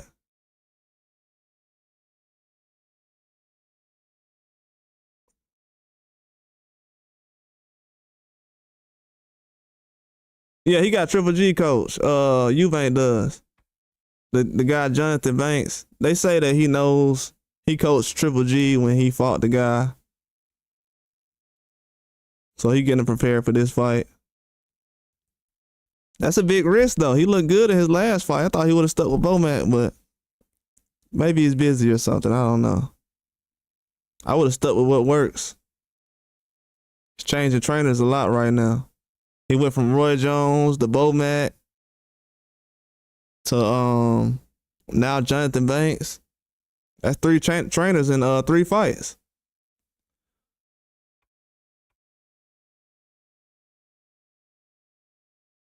Yeah, it's a lot of guys in these cars, though. They ready to go. These gonna be some tough fights. It's gonna be some more fights coming on Saturday too, and tomorrow. Well, I know Shinga fight tomorrow. It's gonna come on at like 3 a.m. in the morning, 3 o'clock in the morning on Saturday. So Friday, late Friday night, that morning. No Shinga gonna fight, but I know everybody's gonna be asleep by then.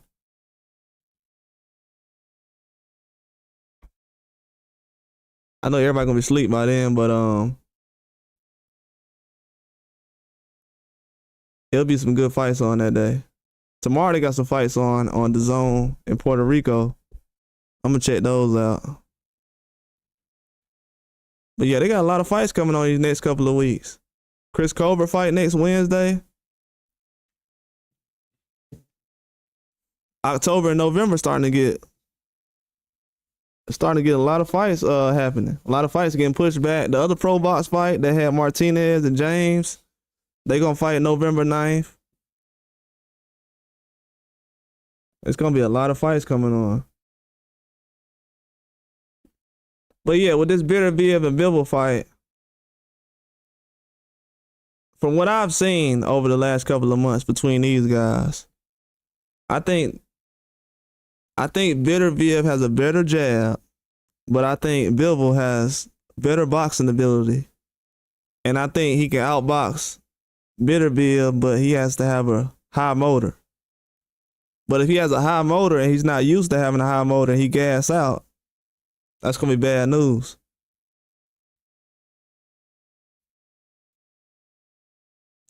Because even when Marcus Brown was boxing Beterbiev, he was able to kind of do whatever he wanted to. But he gassed out though. He gassed out and it was over. A lot of these guys gas out or they stop punching.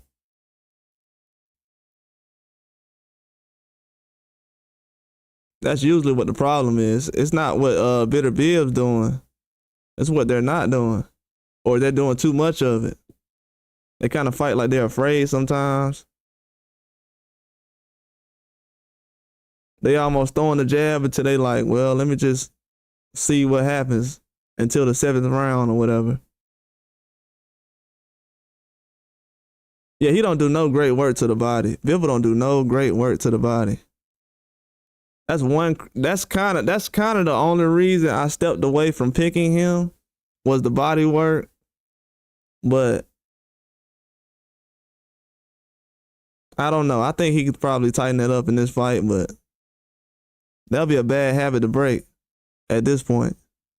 But yeah, Bivol could have finished a lot of guys by going to the body. If you look at his resume, he could have had a lot more knockouts just by going to the body. He gets too happy just going to the head all the time, going upstairs too much. If you go back and look at that Canelo fight, look at how many times he lets Canelo off the hook or off the ropes. When Canelo's not really punching back, Canelo's not countering. So if Bivol gets in the ring with a great counterpuncher, which Beterbiev can do, he can counterpunch. And that's gonna cause some issues because once he's like laying off and throwing his combination, then lay off, boom, you get caught right there. That's kind of the only thing I'm worried about. He has to be perfect way too long because he doesn't have the power to kind of take him out unless he goes to the body. And then when he doesn't go to the body, kind of abandon that. I'm not really too happy about him winning the fight. But he got a good chance though. This might be fight of the year right now, from the way I'm seeing. Looks like a 12-round fight, but like I say, I don't know. When I get closer to the fight, I'm kind of getting nervous. I don't know who to pick or who to go with.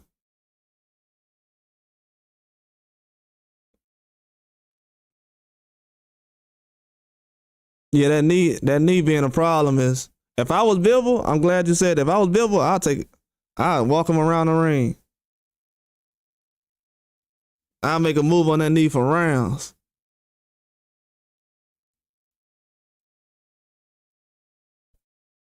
That'll be the smartest thing to do. Yeah, I'll definitely take him around the ring and make him chase for at least 3 rounds.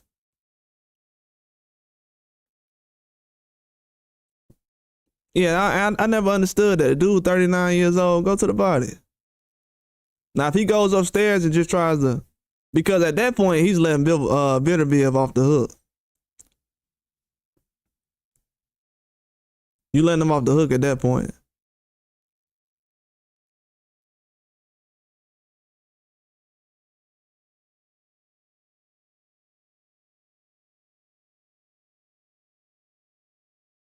Yeah, it's going to be good, though. He got to make him work, man. I don't know how the counterpunch is going to be in this fight, but I think Beterbiev going to try to time Bivol a lot faster than Bivol try to time him. I don't think Beterbiev got amazing defense, so I think Bivol will be able to do what he wants to the first half of the fight. He said 5'11" and a half. That's what I said. I'm like 5'11" and a half. Why would you even put that? They should just did like the NBA, try to guess and just put 6 foot.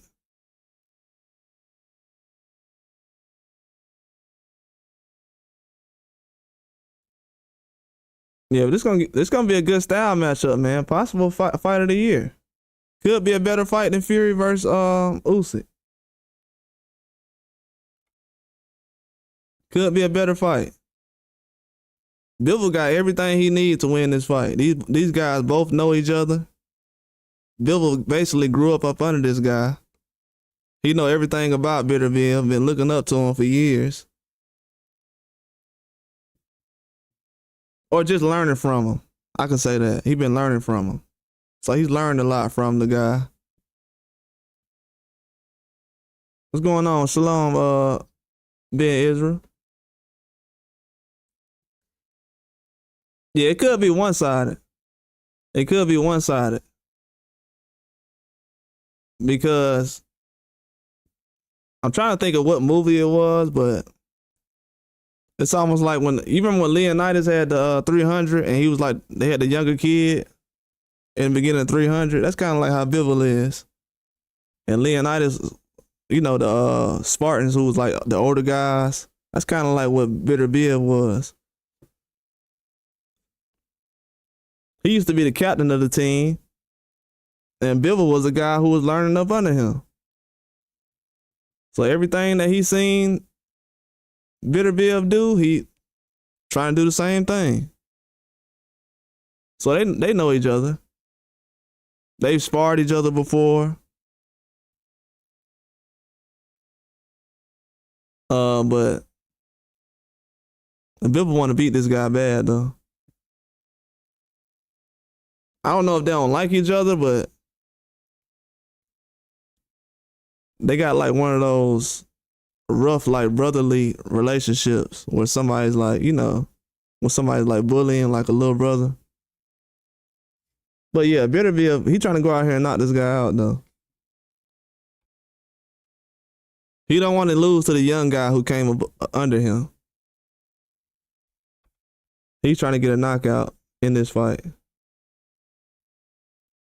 And Bivol feels like this is the only guy he can get past right now. And, well, this is the guy he can get past, and he's been training for it the whole time.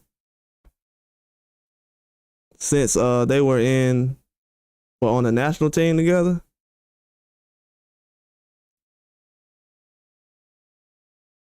So these guys really know each other a lot. He knows what Bivol's gonna do. Bivol knows what he's gonna do. And they fought each other before, so we know what time it is. But I heard Beterbiev say one thing though. He said that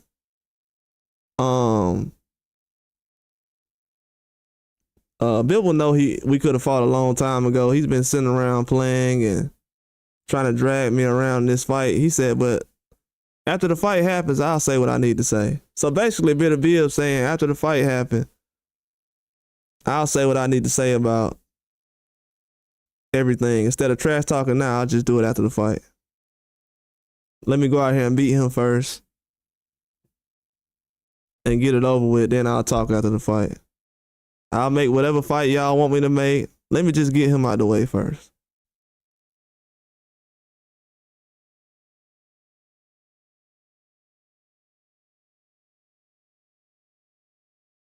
Yeah, that's crazy. That's why I don't.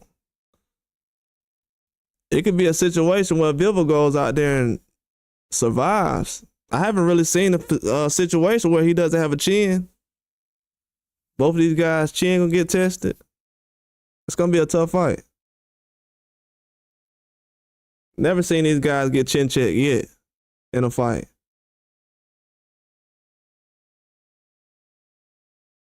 So if these guys get caught with something big,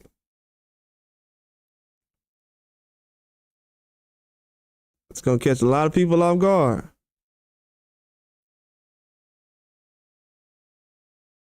But yeah, I think Bivol can do something. He gotta go to the body though. Gotta go to the body. And he gotta move a little bit. I forgot about that knee. He need to drag him around the ring. Oh yeah, they got touched up. Oh yeah. Oh yeah, I seen him get touched up before. Beterbiev, he beatable. You can beat him. He can definitely beat him. I think if Bivol go out there with that extra motivation, knowing how bad he want to beat this guy, he'll be able to pull it off. He'll be able to pull it off.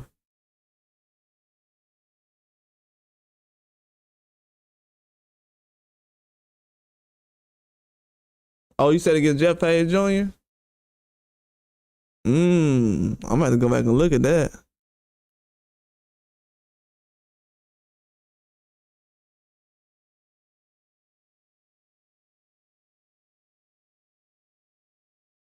You said Tio could be in the end of it now. Yeah, I was gonna do a video on, a live on Tio.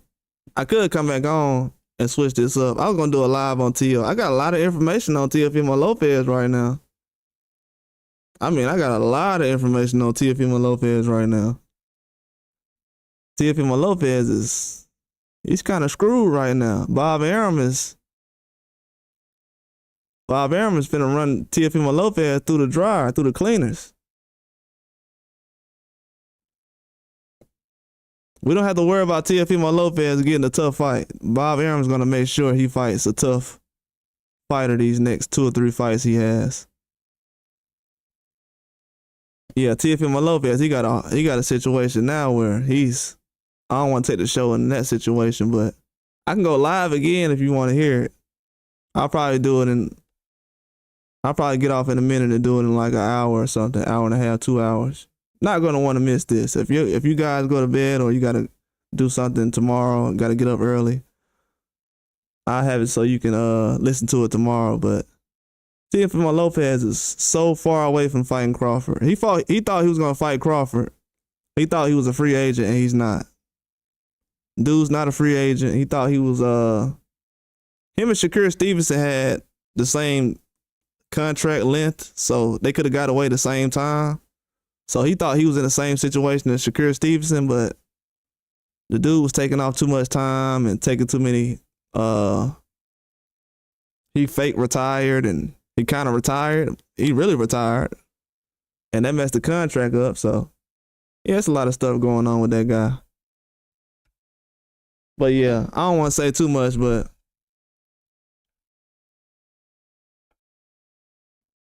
I'm gonna pray for him because the information I seen on Teofimo Lopez, bro, people, y'all don't want me to make one of those videos. You know, I don't do those videos no more. But if I do one of those, he's done. I'll just say this, since y'all in here, if anybody wants to know. Teofimo Lopez hasn't fought. He only fought like one American fighter in the last 7 years. I'll just say that. He's calling out all American fighters right now, right? The only guy he's fought from America is Jermaine Ortiz. That's it.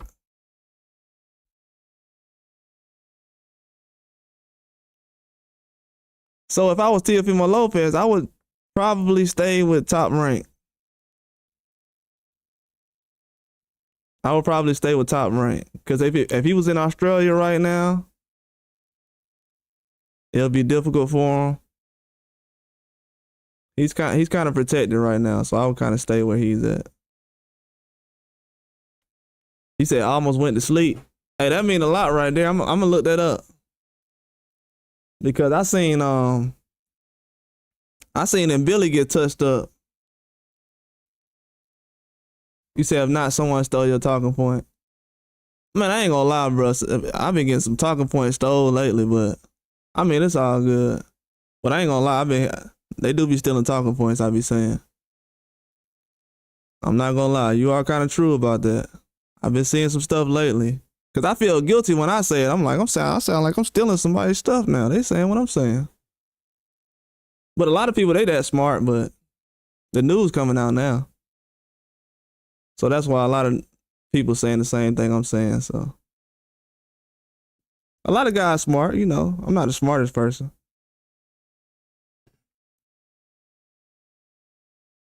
But yeah, Teofimo Lopez, he has so much. Because last year I put out a video where he was supposed to, his contract was supposed to end with Top Rank, but I didn't know when. I literally said in the video, I was like, he's supposed to end his contract in 2024, but I don't know when he's supposed to end the contract. I said, I know Shakur Stevenson's contract is going to come up soon and expire because nobody knew that Shakur Stevenson was going to come out, his contract was going to end with Top Rank. And then I started talking about that, and I started talking about Teofimo's contract ending. This was like last year. But nah, Teofimo, he kind of messed himself up. Now Bob Arum gonna try to feed him the toughest fight he can find. Toughest fight. He tried to get him to fight Brian Norman Jr. That wasn't that's why after Tank Davis fought, not after Tank Davis, it was after Teofimo fought recently, right? Yeah, after that fight, he was like, yeah, we're gonna try to have Teofimo fight Brian Norman Jr. And he said it the fight before that. I was like, wow. He kind of lining up Teofimo right now. Bob Arum usually don't say that. You know, he usually don't say somebody's going to fight somebody before a fight is even over. Like before Teofimo even got in the ring, he's like, yeah, we're going to fight Brian Norman Jr. next. I'm like, that's odd. That's a red flag. What is Bob Arum doing? I thought he was kind of moving slow with Teofimo. He tried to feed him to the dogs. He said, I'm gonna have you fight a tough fight now, the next fight, and the fight after that. I tried to help you out with the Steve Claggett situation, but you thought I was playing. But yeah, I'm gonna say that for another video though. Yeah, but what was I talking about before that? Oh, Beterbiev. But yeah, Beterbiev,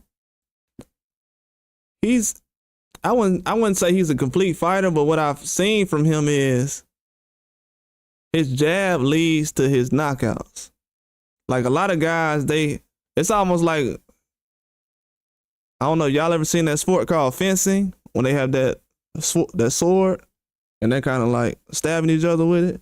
That's kind of like what Beterbiev is doing in the ring, and these guys are just running the whole time, just from that jab. Then when they get tired, he just start unleashing combinations and get them up out of there. And the crazy thing about Beterbiev is he's punching guys directly on the chin. Like he's literally just punching you straight on the chin. That's what a lot of people don't realize either. He's not trying to swipe at it. He's not trying to punch you in the eye, in the forehead. He punches you on the chin. Boom, boom, boom. You can get knocked out after, what, 5 rounds? Somebody just punch you dead on the chin? So Bivol, he got to have that chin tucked most of the fight. I don't know who's going to be on the back foot. That's going to be another question. I know they're going to be circling a lot, but somebody got to be aggressive and pressing.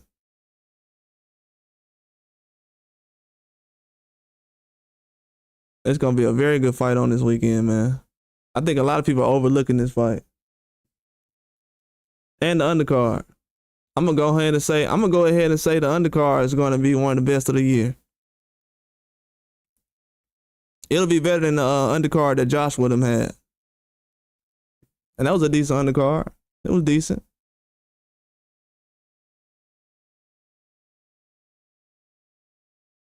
Yeah, it's going to be a decent undercard. I was going to do another video today. I might do it in the morning. I was going to do a video about the Bicoli fight happening and the Janovic fight happening. I talked about it a little bit in the beginning of this video, but those fights going to mean a lot in a couple of months. Like when it comes to heavyweights, and when it pertains to the 160 division. Because I still feel like small Charlo, he's going to move to 160. He's going to move to 160. I don't think he's going to go back to 154. There's no reason to fight over some old clothes or something like that. And that's basically what he's doing. He's fighting over old clothes. Those are belts he already had before. A lot of boxers just don't do that. He wouldn't put himself through all that just to go back to 154 and fight over the same belts. Just doesn't make sense when you look at it. So I think 160 is going to be wide open. And really, what they're doing at 160, they're trying to get Janovic out of the way, to be honest with you. I don't know what it was that Janovic did or what he said, but they're trying to get him up out of the way. He's been holding on to the belts at 160 for a while now. I said it a year ago, but it seemed like the commissioner's kind of mad now. Sanctioning body's kind of mad. They're like, we're just going to get them belts from him or force him to fight Shiraz. Because Shiraz sent him an offer in cash, a $1 million deal, I think. And Janovic said, man, I ain't getting no deal. Ain't nobody called my phone. So I think the WBO, they said, okay, nobody called you? Okay, how about this? We're going to force a mandatory. If you don't figure out and negotiate a deal with him, we're going to set a purse bid. And if that don't happen, we're going to strip you for the belt. So that's how that's going to go. So now he got to be forced to fight this guy. So everybody's fighting each other right now. This is almost like the school dance, you know what I'm saying? If you ain't, once the music gets slow, if you ain't got no date or somebody to dance with, you're going to be looking crazy. So a lot of guys in boxing is looking crazy right now, especially with Turkey Al-Sheikh making some moves. It's going to be some boxers that's going to try to get to the Turkey Al-Sheikh situation. By the time that happens, Turkey Al-Sheikh going to be like, nah, I'm done doing fights. I'm not giving out no more money. I think that definitely could happen.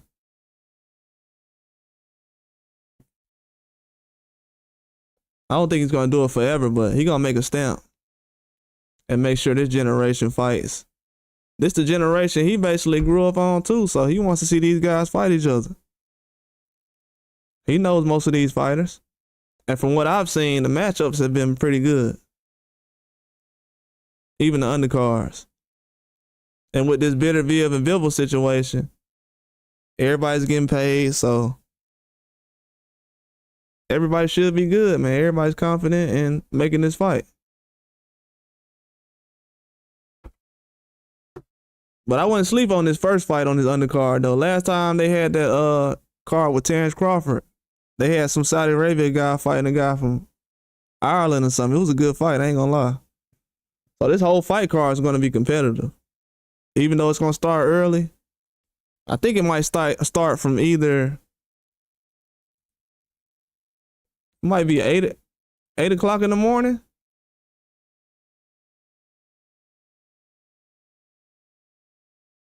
It may be 8 o'clock in the morning when these fights start.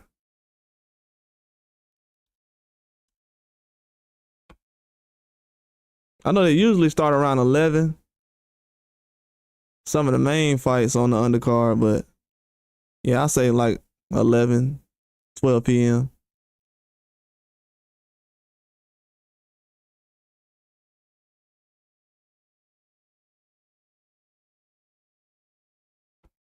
Yeah, it's gonna be some good fights happening though. I'm ready for this fight card. I got hype. If nobody's seen the press conference, go back and watch it. It was very telling. It was very telling. And you can look at these guys' resumes. A lot of these guys have fought some tough competition.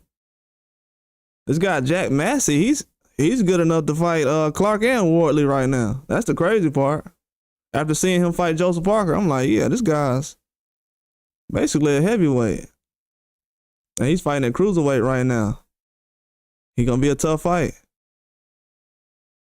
The way he fought Joseph Parker, I was like, whoa. This guy's not an easy fight. He's tricky too. He knows when to not get hit with certain punches, and he knows how to get people tired and out of their rhythm. It kind of just drains your energy.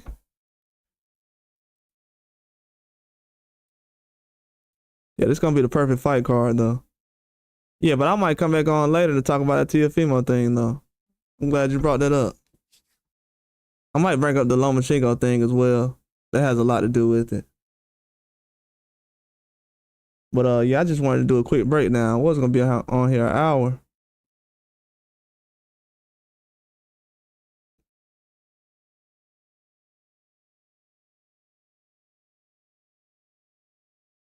Let me see. Cause I still gotta put a video out. But yeah, I think Chris Eubanks will get a knockout this weekend. Now, I know someone said that Camille was gonna get a knockout. I mean, upset against Eubanks. I can see that happening too. I'm not gonna lie. I don't know what the game plan is for Eubanks versus Camille, but I can see that being an upset.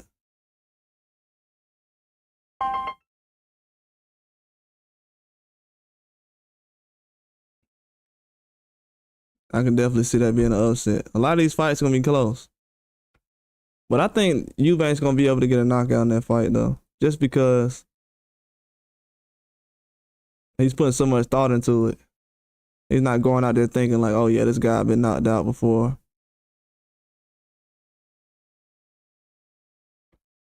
That's a good way to think about it when you look at certain fights.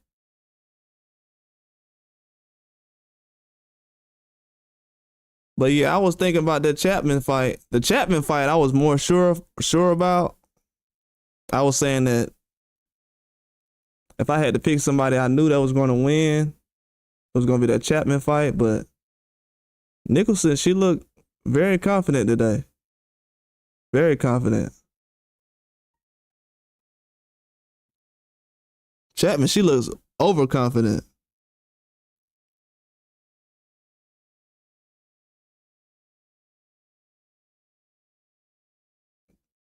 Chapman was overly confident. I'm like, man. I mean, she's supposed to be confident, but this is like almost a victory tour. And I heard her saying the same thing I was saying. I was like, man, you're not supposed to tell her that. Wait till you get in the ring and actually prove it. She's like, no. This phone keep going on. She was like, yeah, I'm gonna go in the ring and do this, this, and this. I'm like, then Nicholson is like, I'm gonna end up beating her.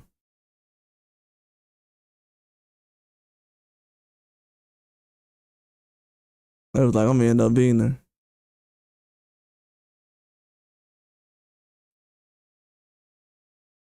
Oh man, I don't know why I just seen your messages popping up, man. I don't know why I just seen y'all messages popping up. Ain't nothing wrong with my internet either. Garcia got bodyguards, T.O.'s untouchable. I mean, it's touchable. Jesse gonna crush up. They call Bivol a fender. He uses Russian for the style in and out constantly on his toes. Oh, okay. Didn't know that. But I did know that style though. I know what you're talking about as far as that. I didn't know that though. Oh, they call him a fencer. Oh, really? Oh, that's good stuff. Gray Bush. I ain't know that.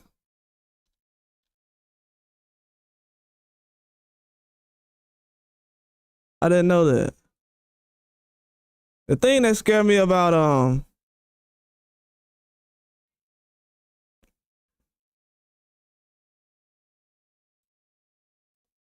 the thing that they got so much information coming out now. They talking about they got Charlo calling out Andre. They ain't got no fight together yet. I don't want to get my mind taken somewhere else though. I'm gonna ignore that right now. But Coley killed Big Baby. Yeah, Big Baby wasn't ready, man. That was the first time I said, you know what? I'm just gonna pick. I know him better than to pick Big Baby. I felt like Big Baby wasn't ready. But he did need that fight though. He needed that. Big Baby needed that. That was like the same thing that Dubois got with Joe Joyce early on. When that fight happened, I was like, I said it's too early for Dubois to be fighting Joe Joyce. But when you look back at it now, he needed that fight. He needed that fight. That was very smart of Frank Warren to do that. I gotta give him credit for that. That was a smart thing for Frank Warren to do. That was probably the smartest thing. He got Dubois in those fights early. Dubois had to accept the fight and probably requested for the fight too. But usually a promoter wouldn't do that. Bacoli versus Dubois. Yeah, that's the fight I wanted to see next, to be honest with you. I wanted to see Bacoli versus Dubois. I think that length, Bacoli length and his arm length would give Dubois a lot of trouble. I've noticed that causes a lot of trouble to Dubois. But other than that, he's good. Yeah, that's the guy, Hamzat Shiraz. He's gonna fight Janibek coming up. He's gonna end up fighting Janibek.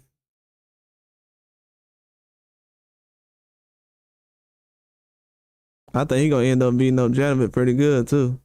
Him and Janibek kind of similar in style. That's the thing. The body type is the same, but Hamzat Shiraz is like 6'3" at 160. So all these tall boxers now, these guys ain't playing. You got guys at 6'1", at 126. A guy who weighed 126 pounds walking around at 6'1" is crazy. Then you got Fundora, he's like what, 6'5"? At that weight class at 54? 6'5", that's insane. Yeah, Shiraz is a problem, man.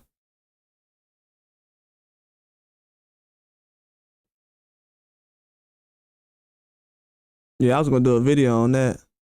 I'm gonna wait till tomorrow though. I'm gonna wait till tomorrow to do it. Well, basically, I did it just now. Kind of explained it already. But yeah, these next 2 or 3 months is gonna be very important for boxing. It's gonna be so much boxing going on during this winter time. You're not gonna really have to keep up with any kind of boxing because it's gonna be kind of right in your face. Even though we're in the middle of October, it's a lot of fights in this month. Matter of fact, it's gonna be like 5 big fight cards coming on this weekend. I know they got Gabe Flores fighting this weekend on Black Prime. Then they have No Shinga fighting on the zone, I think. Against Masamoto.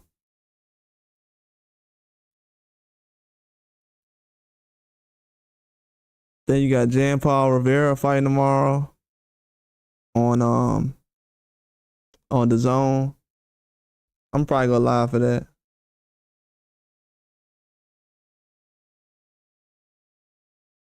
Yeah, I'm probably gonna go live for that. I seen the undercard. Looks pretty good. It's gonna be in Puerto Rico too, so should be some good fights. They got some nice Puerto Rican talent coming up now. A lot of young guys, a lot of Puerto Rican fighters, young Puerto Rican fighters. They got some dogs right now. It's crazy because Xander Zayas is like still a young guy, but at 22, he seems like he's older. So it's gonna be a lot of competitive fights at 154. But Xander Zayas still hanging around 22. I think Jesus Ramos like 22, 23. No, he might be 24 now. I think he was 23 last year.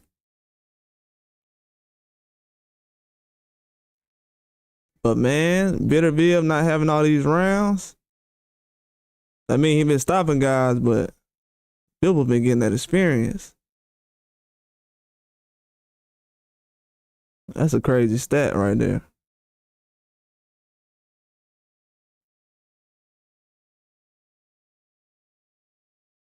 But the ring walk starts at 6:15 Eastern time. Gotta remember that. So by 6:15 Eastern, they expect to start this fight. Man, I hope so, cause last time, I know they had the Ngannou fight with Joshua.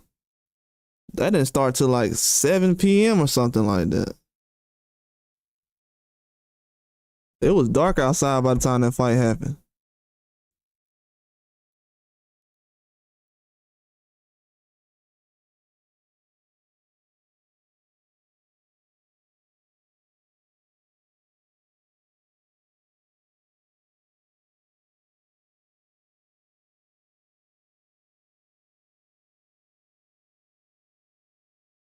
Yeah, it's gonna be a good fight card though.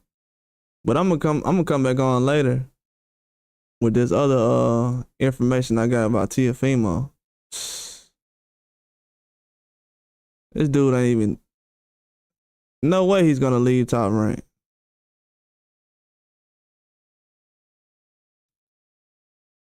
Shout out to Gray Bush, man. It's my first time seeing you up in here.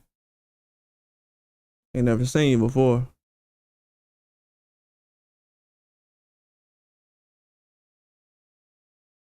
Yeah, he definitely know a lot about boxing though.